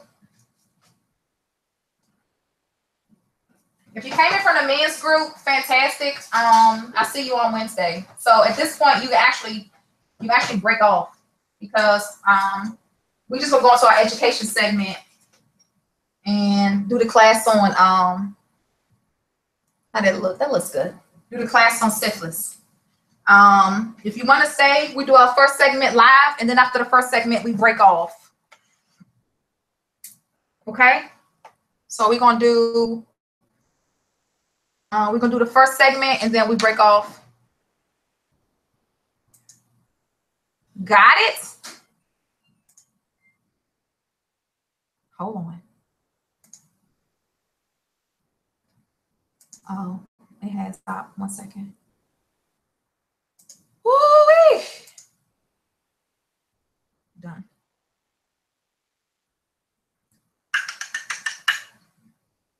Get these classes in, get some more education. And yo,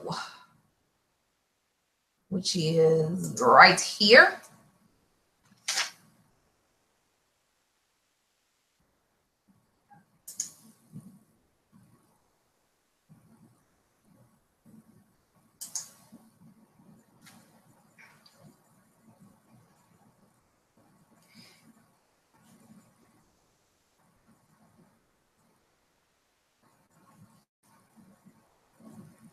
Yeah, I be asking them what did they say too, but at this point, I don't even care.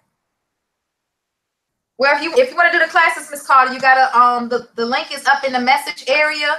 You go to the School of Womb Healing, and you'll be able to take the classes. Of course, this complimentary that we do our first segment of every course. We do that live, and then afterwards we will break off into the private module. So if you receive the link, email for the link so that you can stay online with the class once we go into private mode. Today's course is on syphilis. The scientific pronunciation of syphilis is treponema pallidum. There's a couple of segments to this class. Of course, I'm Anita Sagarius. I'm the master teacher for the School of Womb Healing and Divinity, as well as the founder of Chandra Pretty Womb Healing Vaginal Pearls. These are your learning objectives for this class. Upon completion of the content of this class, you will be able to describe the epidemiology of syphilis in the United States, describe the pathogens within syphilis, discuss the clinical manifestations of syphilis, identify the common laboratory results after they're tested and diagnosed with syphilis, list all of the CDC recommended treatment regimens for syphilis, summarize appropriate prevention counseling messages for patients with syphilis, and describe public health measures for prevention of syphilis. Of course, you know that as you're going through the courses, ultimately, you want to be in a position where you can provide education to people within your community. That's the whole purpose of us having a university. When we get down to sections 6 and 7, these are really, really important when it comes to you being able to provide education to someone else, especially when it says describe public health measures. As a health educator, we're going to go over some different tips and pointers that you can do and use when you're speaking with someone during their consultation process, or if they're not within a consultation atmosphere or setting, just general speaking to someone within the public. So lesson 1 is the epidemiology, which is disease in the US. Within the lessons, lesson 2 is pathogenesis. Lesson 3 is the clinical manifestations. Lesson 4 is diagnosis. Number 5 is patient management, which is really, really important. Or diagnosed with syphilis and various STDs. It is very, very important. Management is what we've seen that's very, very trending over the last several years. Okay. Also, we're going to discuss prevention.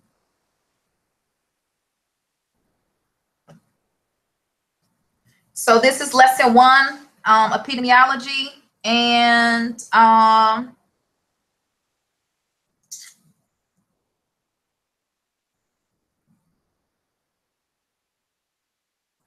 let's see.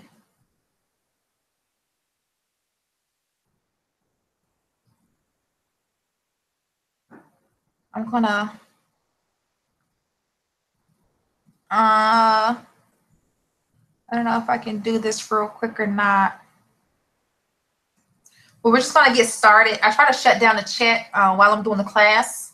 So if you just like, if you can just hold your comments, or if you're really focused, you won't have time to read through the comments. But lesson 1 is the epidemiology disease in the US. So let's go through it. Syphilis definition. If you are already registered and you have all of your slides and everything, this will be a good time for you to go ahead and look at the slide notes and to go ahead and take your notes, because at the end of the class, of course, you do turn in your quiz questions and you also turn in your notes, right? Syphilis is a sexually acquired infection. It progresses in different stages, and it can become very, very chronic if it's left untreated. You can have episodes of the disease interrupted by periods of latent infection. The incubation period is between 10 and 90 days. Okay, so that's about 3 months. So you go into it you can have sex with somebody, and maybe within usually about 3 weeks after having sex with that person is when you start noticing signs of the infection. However, if you go see a doctor as soon as you have unprotected sex, that's the best thing to do. That's early manifestation. You can easily go to the doctor and be treated, and you'll have lesser chances of like chronic tissue damage. And that's what we want to avoid, because having any type of STD will give you tissue damage. So early clinical manifestations, which is like your skin, feeling certain ways, having outbreaks on your skin, mucus on your skin, within your mouth. Another thing you'll start noticing is your organs and your body starts to have problems. Like you may have constant urinary tract infections. You can have really hard bladder infections, kidney infections. So the longer you wait to be treated, the more later the stages are within the manifestation of the disease itself, can cause you to have neurological problems. Transmission.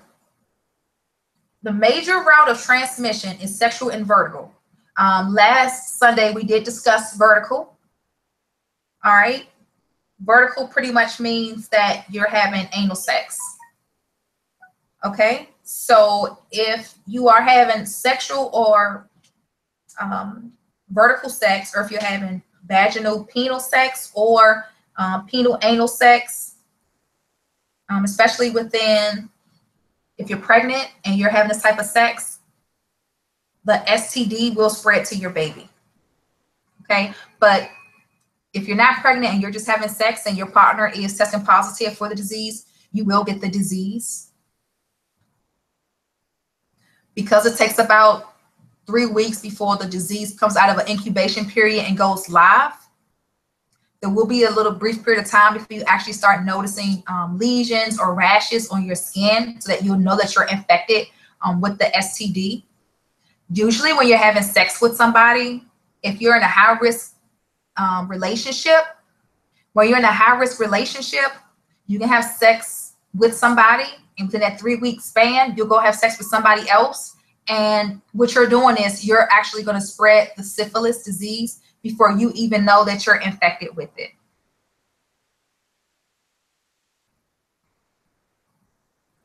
This is the disease in the United States. So this is pretty much going to give you a breakdown of everything within the United States when it comes to syphilis. It says that it was distributed widely throughout the United States in the 1940s. Okay? Not in the 1900s, not in the 1800s, the 1940s. Okay? If anybody remembers the Tuskegee Institute, remember the black men who were given syphilis. They were given the STD, and then they were given sugar pills. And the men never knew that they were being given an STD. They thought they were going through some type of trial for a bone marrow program. And they weren't getting any better. Remember one of the popular singers who were in that movie? I can't think of anybody's name in that movie, but he lost feeling in his legs. Remember? A lot of them never received a cure. And then when they finally realized that they were being given an STD, the most that the government agreed to was paying for their funeral costs, their funeral expenses, right?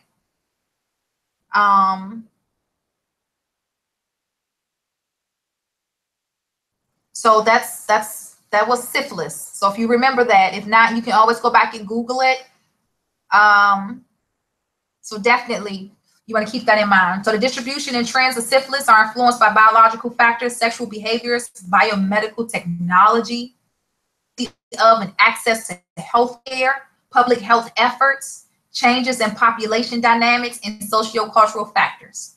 So the way that syphilis is spread, factors, the environment that you live in, the way you have sex. A lot of people like to do, I don't know, this is like a trend now, or maybe it was always a trend, I just didn't know about it, but a lot of people like to have threesomes now. Like threesomes is the way to go, especially when it comes to a man seeing two women have sex and he wants to get in. So now if all it takes is one person with the disease to be involved in a threesome, and now 3 people have the disease, okay? Population dynamics. There are certain places where they don't have a high prevalence of an STD. But then there are other populations where the dynamics of having an STD are very, very significant. Okay. Syphilis was distributed widely throughout the US, but then it declined rapidly. Of penicillin. You see, they used the men back then to test on them. They tested on them. And then they were able to get penicillin therapy. They were able to give them penicillin. They started having all these different public health programs to educate people on a particular disease called syphilis and to give them medication. Keep in mind that when they were testing on our brothers, giving them syphilis, these men were going home sleeping with their wives. You don't know if their wives were in a faithful relationship or not. But so then the STD began to spread. Because if it was isolated, if it was only isolated to these men, which it couldn't have possibly been because it says it was distributed throughout the US. Had it only been men who were in this particular movie and that those men were cured, then of course their wives should have been cured too. They should have given medicine to the wives as well, the penicillin. But if it was distributed widely throughout the US to certain groups of people, you're going to later see within our presentation, obviously, where this STD was widely distributed, okay? During 1986 and 1990, there was a dramatic 83% rise between 86 and the 90s, okay? 83%. It just went through the roof of people catching syphilis. A lot of unprotected sex. Obviously, between the 40s and the 80s, that 40-year span was enough time for people to truly catch the disease. People caught it for a long period of time, and because it took some time for people to realize that the symptoms they were having wasn't because they were sick and had the flu, it was because they had an STD. And some people, depending on how their body was already set up, they may have already had the virus. Their body didn't give them a proper response for them to even know that they had the STD. And then some people didn't even care if there was something wrong with them. They continued to spread it. So there was an 83% rise. They said that this is probably due to, of course, you know, in the 1980s, we had the epidemic of crack cocaine. So first, we had a widespread distribution of an STD called syphilis.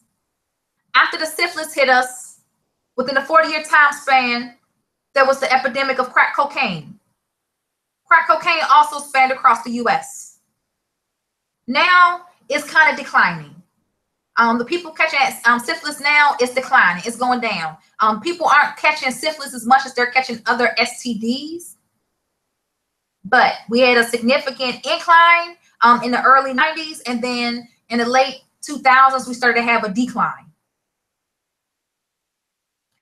Between 2001, 2009, it went up, but then it dropped again.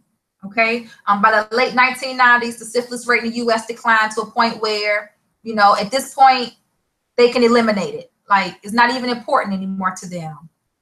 Like, people aren't really catching syphilis as much as they used to compared to bacterial vaginosis or gonorrhea or trichomonas. Like, trichomonas is a very, very popular STD. Like, it's at the top of the food chain.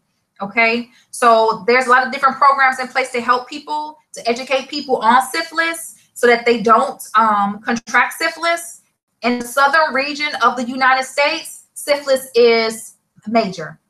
Okay, and it's predominant more significantly with men who have sex with men. So that's what MSM is, men who have sex with men. So homosexual relationships or same-sex relationships with men, they have a higher predominance for having syphilis. If these guys are having sex with each other and then one of them is like a down low brother or he's bisexual, he's then coming home and then he's infecting his female partner. Okay, people like that are considered to be high risk. And you have the likelihood of contracting HIV. So this is how syphilis started. And this is how it projected all the way up until 2011. Okay, just keep in mind that we are in 2017. We're approaching 2018. It's still on a decline. However, there are instances where down here in the South, like where I stay, a lot of people are still testing positive for the STD because a lot of people still are not having protected sex. Okay.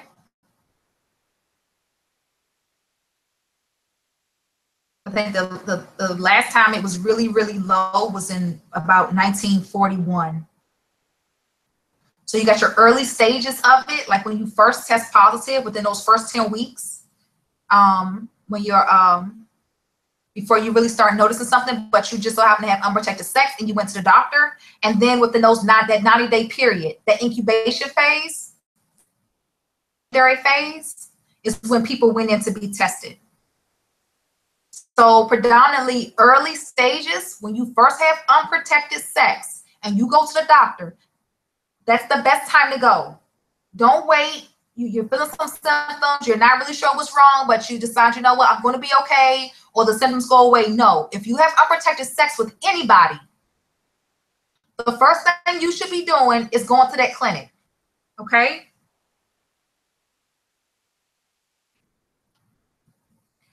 This is the slide that we like to use all the time. These are the primary and secondary syphilis. Okay, this is the United States and territories. So it's the United States and all the territories that basically are governed by the United States law. So it's not considered one of the United States, but it's property that is governed by the United States. If you look at the chart, it says the rate is per 100,000. It should be 100,000. The rate is per 100,000. So when you look at the chart, it's going to show you this is the ratio of people who are testing positive for syphilis. In some places, it's absolutely like 0.2. Look at that, 0.0. North and South Dakota. There are some places where it just doesn't even exist. Okay? But then you have very high places, like it's really, really high. Like when you look at the darker red places. Okay? When you look at the dark red, I mean, yeah, there's a lot of dark red all over this map. Okay? There's a lot of dark red. But look at Louisiana. Okay, look at Georgia. We're gonna look at the really high places. Look at Florida. Some of these places are almost off the scale when it comes to syphilis. Okay, that's what you want to keep in mind when you're thinking about where you're about to. Me personally, I'm like, where am I raising my children? See, that's why I said I might go ahead and meet 2 Chainz somewhere like Wisconsin. I got to go to the middle of nowhere. Ain't out there but deserts. Less predominant. Like look at these light pink places. Look at Vermont. It's like a 1.4. Look at Maine. It's like a 0.9. You gotta think. Look at Oklahoma. You gotta think about places like that. These people, for some reason, I don't know if it's the socioeconomic situation within these places. I don't know if it's the biochemical structure within these places. I'm not sure. But for some reason, a lot of highly predominantly Black states have a high predominance of having STDs. If you took your class last week, we discussed chlamydia. The same states that are showing a high prevalence for syphilis are the same states that are also showing a high prevalence for chlamydia. So it is highly likely that you will catch an STD by having unprotected sex, let alone the virus. Okay? So you got to keep that in mind. Oh, yes, ma'am. DC, poor little DC, 27.4. That's where I got my syphilis from. I got my syphilis in DC, sweetheart. That's where I got it from. And listen, no matter what I'm doing with my life, Ivy's not moving back to DC. To God be the glory. DC can have it. And that's the nation's capital. Okay? That's where all the big buildings are. Okay? That's where all the big buildings are. So, yeah, like it's really, really high. It's really, really high. These are people testing positive, and this is 2011. We're in 2017, ladies, okay? And this is, also keep in mind that this is what's reported. So this is from people going to the clinic. A lot of us don't go to the clinic, okay? Primary and secondary syphilis, rates by sex, and male to female rate ratios. So you got males who tested positive, females who test positive, and the male to female positive. You see, females, 1 for every 1. The male rate, let me see what this male rate is. Because it's right between the two. Let's say 3 for every 1. When you get to the male and female, for every 8 men, I believe it's saying for every 8 men, there's 1 woman testing positive. 8 for every 1. For the male rate, it's 3 to every, we'll say 3 to every 1. And then for the female rate, 1 out of 1. So basically, it's more women that's going to test positive for it than men. And that's because women are more likely to go to the clinic when something's not going right down there as opposed to men. So let me see. It says over the past several years, rates of syphilis increased among men and women during 2004 through 2008. The rates among men continued to increase during 2009 through 2011. Since 1996, male to female rate ratios for syphilis has increased, suggesting higher rates in men than women. This increase is consistent with the analysis and cases that were reported for men who have sex with men. So for every 8 men who are testing positive for syphilis, there is 1 woman. This is from 2011. So when you think about places,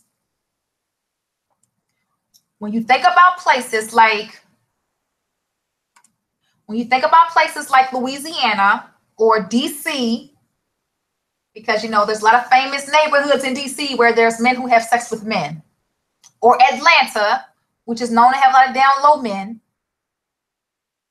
For every 8 men who are testing positive, there's only 1 woman testing positive. Out of those 8 men, 1 of those men are on the down low, and he's going back home giving it to his female partner.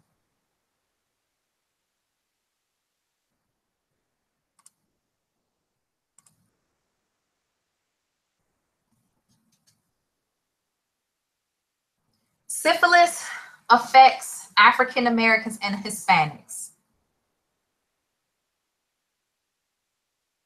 Non-Hispanic whites, or just if you're not Black or Spanish, the chances or the rates of you catching an STD decreases. It's going down. I mentioned when I did my Snitching Sunday, what purpose is there in having a cure for anything? There was an introduction of crack cocaine. On top of that, there were people doing some type of public health measures to educate you on syphilis and give you the cure. People continue to catch syphilis. They gave us a cure. Granted, they gave us the disease as well. They tested it on us first. They tested it on us. So really, we started out with it. I'm going to say we started out with the STD. They gave it to the Black folks first. Yes, they gave it to us first. Okay? And a lot of Black people, we do have sex with other races. Okay? We do. We have sex with other races. White folks, the rates for them of testing positive for STD, specifically syphilis, is like steady. It's like only a certain group of people who are doing this. They're probably meth heads, really. You know, because you have to really be, most of the time you're in a high risk lifestyle when you catching STDs. You're doing something high risk, or you're just carelessly having unprotected sex. But you look at us Black folk. You look at us Black folk.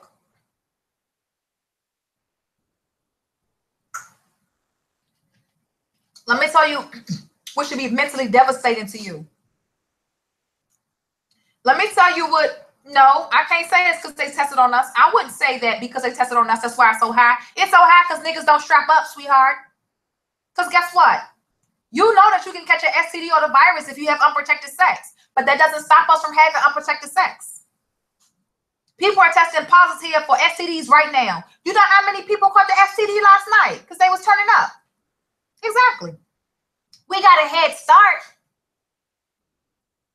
We got a head start. Yeah, they gave us a head start. But guess what? I mean, damn.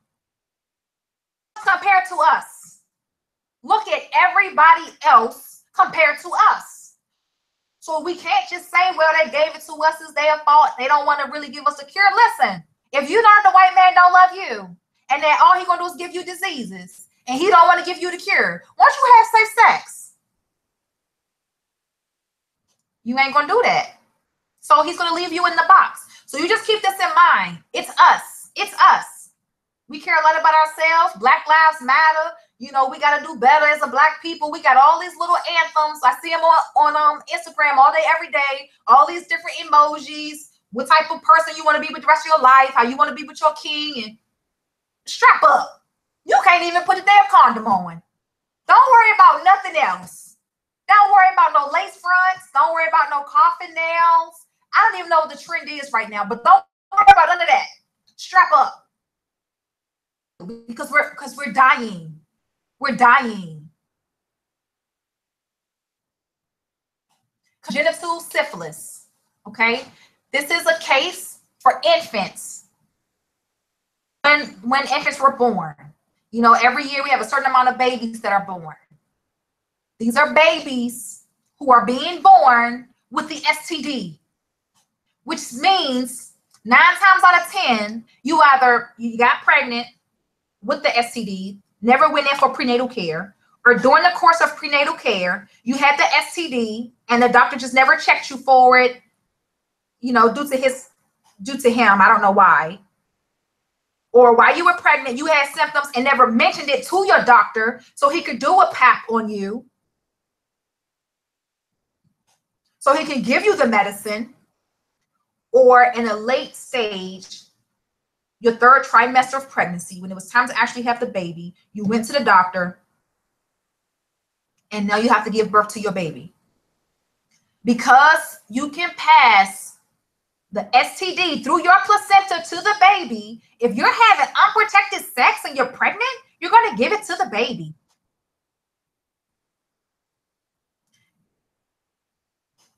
why are the people having sex with sores on their penis and vaginas? I don't know. You probably want to ask them. I don't know. I don't know. Why are people having sex unprotected anyway? I mean, come on. Why ask why? What do you mean? Did you not see the rates of Black people? God damn it, we're falling off the damn map. We're sick. We're sick. That's why. We're spreading things. What do you mean, why are they doing it? People have sex. That's what they're going to do. You're going to have unprotected sex. That's why. That's what they do. And just because some people don't have sex with sores and stuff on their penis. Some people don't. What's going on with them? This is the rate from 2002 to 2011. It increased around 2006, 2008. You see how that number went up? It was pretty high in 2002, and then it started declining. And then between 2006 and 2008, it started going up. But then it started decreasing. It started going down. Right? That's because after a while, some people started getting treated. They were being treated. And they were being educated on the importance of having protected sex. Or when you come in to your doctor for your prenatal visits, whatever you're going through, you need to tell that to your doctor. I talk to women all the time, and they'll be like, this, that, and the third is wrong with me. And I'm like, really? Did you tell your doctor any of these things? No, he never asked me. Hell, I ain't asked you either. Some people just don't say nothing. Like, you go see your doctor, you just sit on the table, and you shut up. You just like I don't know, like you're an invalid. Like, you don't know what to say when you go before your doctor. You ain't got nothing to say. If a dude was in your face, you got to get this nigga your whole goddamn life profile. You about to give him your whole Facebook. You go to the doctor, see your doctor, you don't know what's wrong with you. You don't even say nothing. So sometimes you can't even be mad at your doctor because you didn't tell him.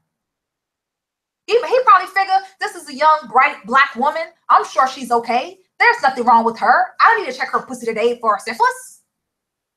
You know what you say to yourself? I ain't been feeling good down there, but you know what? I ain't gonna say nothing. If he don't say nothing, I ain't gonna say nothing. And that's the same way that we spread it. If he don't ask me about my status, I won't ask him about his. People having unprotected sex, catching the STD, and then they're giving it to their babies. You are destroying your baby's tissues already, and they are already a delicate piece. They're already a delicate specimen itself. When your baby's being created in your womb, that is already a very sacred space. Look at the injustice that you are giving to the unborn. All right, great. We're going to do pathogenesis. So these are the pathogens. This is all the good stuff that goes on. Fantastico. Let me see.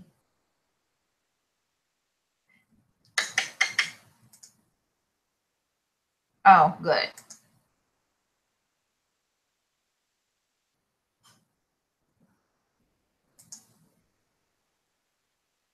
All right. Everybody who had the link sent to them, just make sure you come into the chat, please, because we're gonna cut it off. If you want to take the class for syphilis, you can. You just have to pay through the website, through schoolofwombhealing.org. When you pass this class, because you do have to turn in your notes, okay? You turn in your notes, you turn in your quiz. Got a few little definitions you got to turn in. When you do that, you get your certification. It's going to give you a really good discount. Whenever you come to the site, whenever you want to buy products related to STDs, you're going to use that discount for the rest of your life. And besides, you know what, Ivy, I've been taking all these classes. This is fantastic. And while I'm taking these classes, guess what? I'm educating people, and they like what I'm saying. This is so good. Matter of fact, I had a few people, and I'm going to get some stuff for them. Use your promo code. You get your products that you need for your people. Trust and believe. I'm not going to reach them. I'm not. I'm still trying to figure out why, people do some things. I'm not going to be able to reach those people. So make sure you do that. I know for certainty that there's a few people that I should see in my group chat right now for their class. So do that, and then I'm going to get started on the pathogenesis, which is everything we see when we look under the microscope. When they give you that good old swab, when they look at your genitals, when they look in your mouth, when you give birth to that baby with syphilis, it's bad, because sometimes Sometimes you have sex. Okay, baby, make sure you have the link. You get the link when you pay for the class, Miss Brown Sugar. Yeah, you gotta go through the schoolofwombhealing.org and pay for it. That's the only way you can get the link. A lot of times, like, you can do high risk behavior and you will have sex and you get pregnant and then you go have sex with somebody else. You syphilis. How you think your true baby daddy feel? You give birth to that baby. Because see, a lot of us be in that hospital when we got to have our baby. And we got all these STDs and stuff going on in our vagina. And they gotta put us on a couple of different IVs. A couple of different types of injections of different types of penicillins that's going to be safe for you and safe for the fetus. How sick you are, the medicine may not be safe for the fetus. It's too strong, it could hurt the fetus. It can give the fetus kidney failure. Hurt your baby's kidneys. It could hurt your baby's bladder. It could hurt your baby's spine. Safe. But a lot of us be in that hospital about to have a baby and they gotta dope us up because we got so many STDs and infections in us that it's not safe for the baby. And the baby daddy who do come in, who didn't give you none of them STDs, doped up on all these needles. And guess what? You're not gonna tell him. And he can get up and walk to your bedside. He don't know what them damn bottles say. He don't know what these tubes hanging from these bags hanging with fluids in it. He don't know what that's for. As far as he's concerned, he sees this on TV all the time. That's just what she needs. She about to have her baby. Okay, that person. Go into that room. They're gonna walk up to the bags and they can be like, what's she taking this for? You got all them infections in you the day that you about to bring this baby into the world? It's sad. It's sad. It's sad how the babies are when they come into this world with syphilis. Yep. It's very sad. Maybe when they said that the syphilis was distributed worldwide through the U.S., maybe it was distributed more so in other territories than others, white places, like where it was like 0.1. That means one person per 100,000 people. Like it's so low we can't even count it, right? It's very, very high. There's a lot of southern states, but I mean, there's a lot of places with it, right? Like DC, that's a northern state, right? Maybe this is where it was predominantly tested. It was given to the people in these particular places.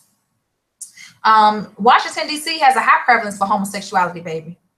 Capitol Hill, Georgetown, when I was a little girl coming up, we called them faggots. I mean, it is what it is. We called them faggots. And guess what? We used to be kind of home at night with my mom in the car, and there'd be faggots outside having sex. You'll see them outside having sex.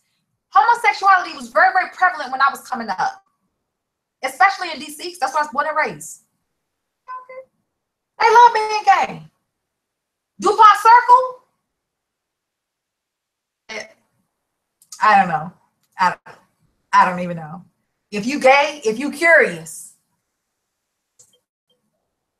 I like it in the butt.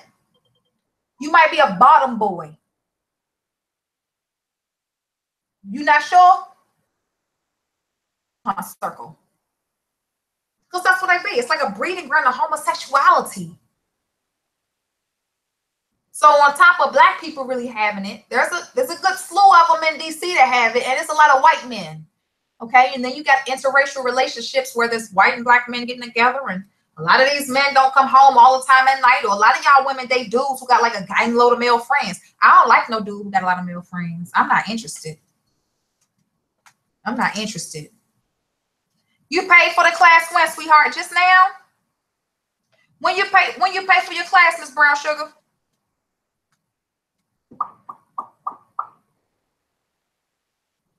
I don't like a guy with a whole lot of male friends. I'm gonna go ahead and check it, sweetheart. If you got a lot of male friends, not gonna happen. Ivy not interested. Keep it moving. Because from statistics, one of y'all on the down low. One of your male friends on the down low. around him. I don't like that. My mind be going other places. You got to be 100% man for me. I just can't do it. Check my mail, sweetheart, and see if you ain't here, Miss Brown Sugar. Brown Sugar, what's your name?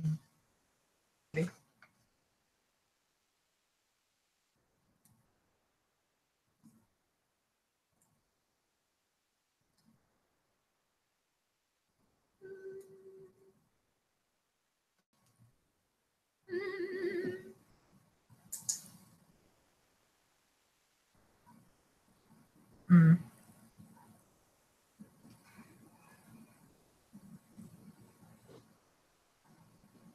Oh, what's up, Miss Love?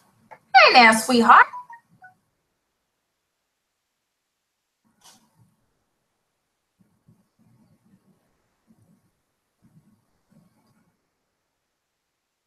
Let me give you a few things.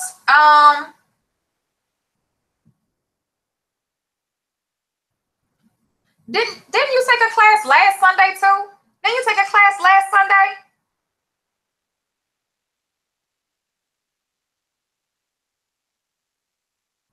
You took a class last Sunday, Terry. Where your work at from last Sunday? What you doing with it? I know you said something to me earlier in the week, like you got to print it out or something.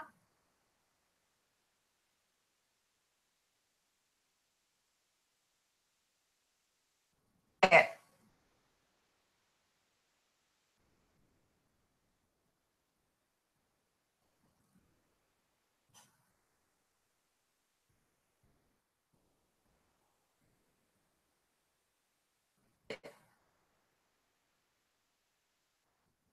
Why you ain't turn your work in?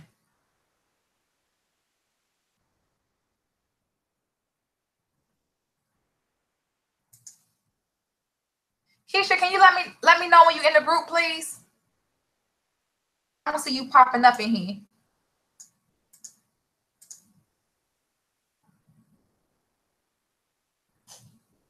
Let me send you an email, baby. Let me send you these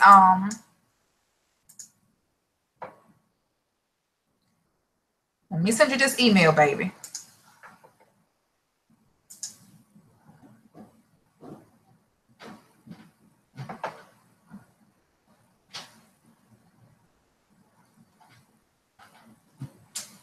That's, girl, get out of here.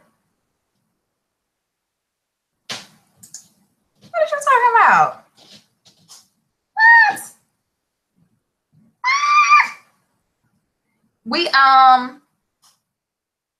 We had sold out. Good thing we got it back this week. We had sold out of the virus and fertility kits. We sold out of the virus, fertility, and fibroid kits. Hey, Ivy. Here I go. Let me see. Hold on. I hear you talking. I'm trying to get Miss Looking a mess. Hey, how you doing? I'm good, Ivy. How are you? You look good. What you talking about? You look a mess. Girl, I do. I got one eyelash on, one sitting on the table looking at me. For real? Oh, look. Yeah. Oh, you know you're going to be on today. I should have did something with myself, but I didn't. So sorry. You look good. Now you know you was gonna be on today. You did something. You ain't look like that last time. Girl, I promise you I didn't. I sleep in my makeup, Ivy, which is a bad thing, but I have really good skin, so I'll sleep in my makeup in a minute. And I didn't sleep. I slept in my makeup last night, and I still haven't taken it off my face. My daughter and my niece wore me out yesterday, so I was tired. Wow. And your makeup don't be coming off on your pillow. I changed my pillowcase. Like if I sleep in it, I have my favorite color is teal, so my pillowcases are dark. But I have like 100 pillowcases, so I'll change it and wash them. It's just what I do. I don't even have no reason to rhyme behind it. Will my face be looking real good? Yeah. Well, my face be looking real good. I be like, girl, you wash your face, girl. You got to wake up like this, don't you? Yeah, look, I'm supposed to take it off. I don't take it off, Ivy. I would go to sleep in it. And last night was one of them nights I went to sleep in my makeup. So makeup all toe up, and I got this little curly wig on. I'm in my mom's kitchen. She figured. I told her, I said, Mom, I'm in class. This was the perfect time for her to bake a cake. I said, okay, Mom, really? Okay. She in there talking to my uncle. I'll mute this so you don't hear them. I was gonna tell you, go ahead and introduce yourself to everybody that's on the feed. Oh, it's not just us because I can only see you and I thought it was just us. No, we still on YouTube for right now. Okay. Hi everyone. My name is Keisha Baker. I am studying under Ivy. I am from South Carolina. I have an interest in healthcare awareness and prevention. I am looking forward to becoming hopefully a distributor with Ivy, but also earning all of my certifications for all of the STDs so I could become a healthcare and STD awareness advocate. So hello everyone. Sorry I look a mess and sorry I had to hear about all my makeup woes. No, you look good. You look good. Keisha. Thanks, boo. Is Keisha already do healthcare awareness. I'm just waiting for this to load, Miss Terry, and then you're gonna get your paperwork and stuff, Miss Terry. But she already does it, and everybody how to do the ovulation. I didn't understand like track your. I have to get my YouTube video up for you too. I'll get that posted as well. I have to be somewhere much quieter than this. Cool. I have family here interacting. My family's country and loud, so excuse us. It's all love, y'all. Oh, I know what I can do. Hold on, let me do it like this, Pharrell. Let me get you in here first, and then I can send you the I can send you because I'm trying to send you your. Okay, Miss Pharrell, check your email, Miss Pharrell, sweetheart. And then we have you in. If you don't do nothing else, do that. And then you took your notes from earlier, didn't you, Keisha? I did, yes.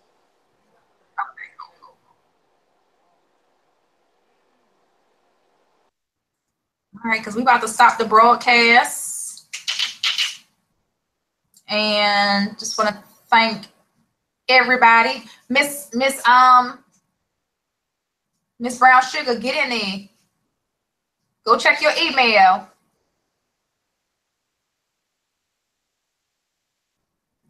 All right, Miss Carter. Just check your email, and then yeah. Check it, Mr. Pharrell. Because we about to I'm about to close it down. Okay, baby. And it's okay.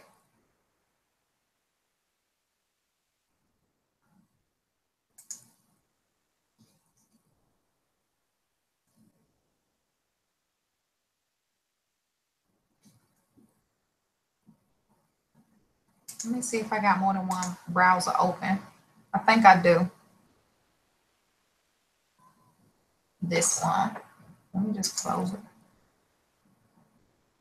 Try and find one in here. Let me write this down.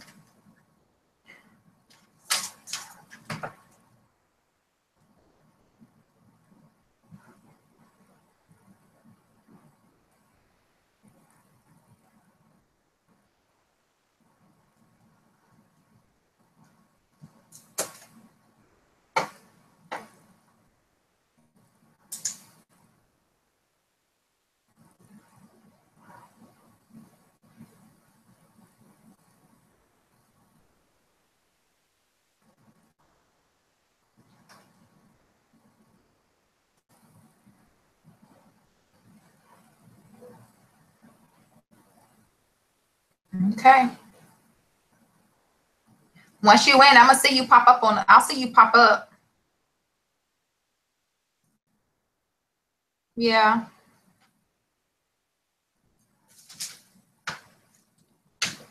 And then Keisha, you went through the actual university. Like you went into the university segment. I did. So when you get ready for your kid, when you get ready for your class next Sunday, okay, you won't have to pay for your class next Sunday. Okay, thank you. Yep. You're welcome. You went through. Yeah, you went directly through the university instead of just doing it with me through live. Right. Oh, okay. Thank you. I appreciate that. You're welcome, sweetheart. A lioness consultant. This is my lady. You got it, Miss Brown Sugar? You say you still didn't get it, sweetheart? I got you. I noticed the email. Let me send you an email. I'll put our link in here.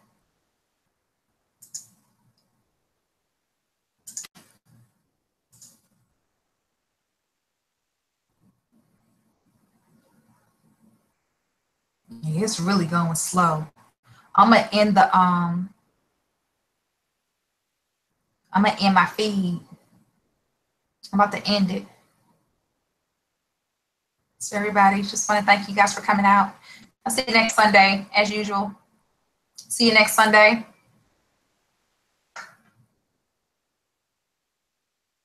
So we're gonna end it.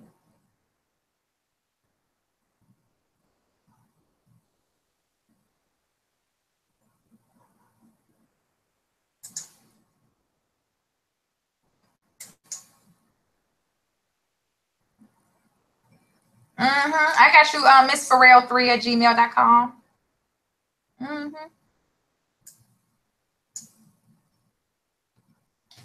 It's just unfortunate. This is my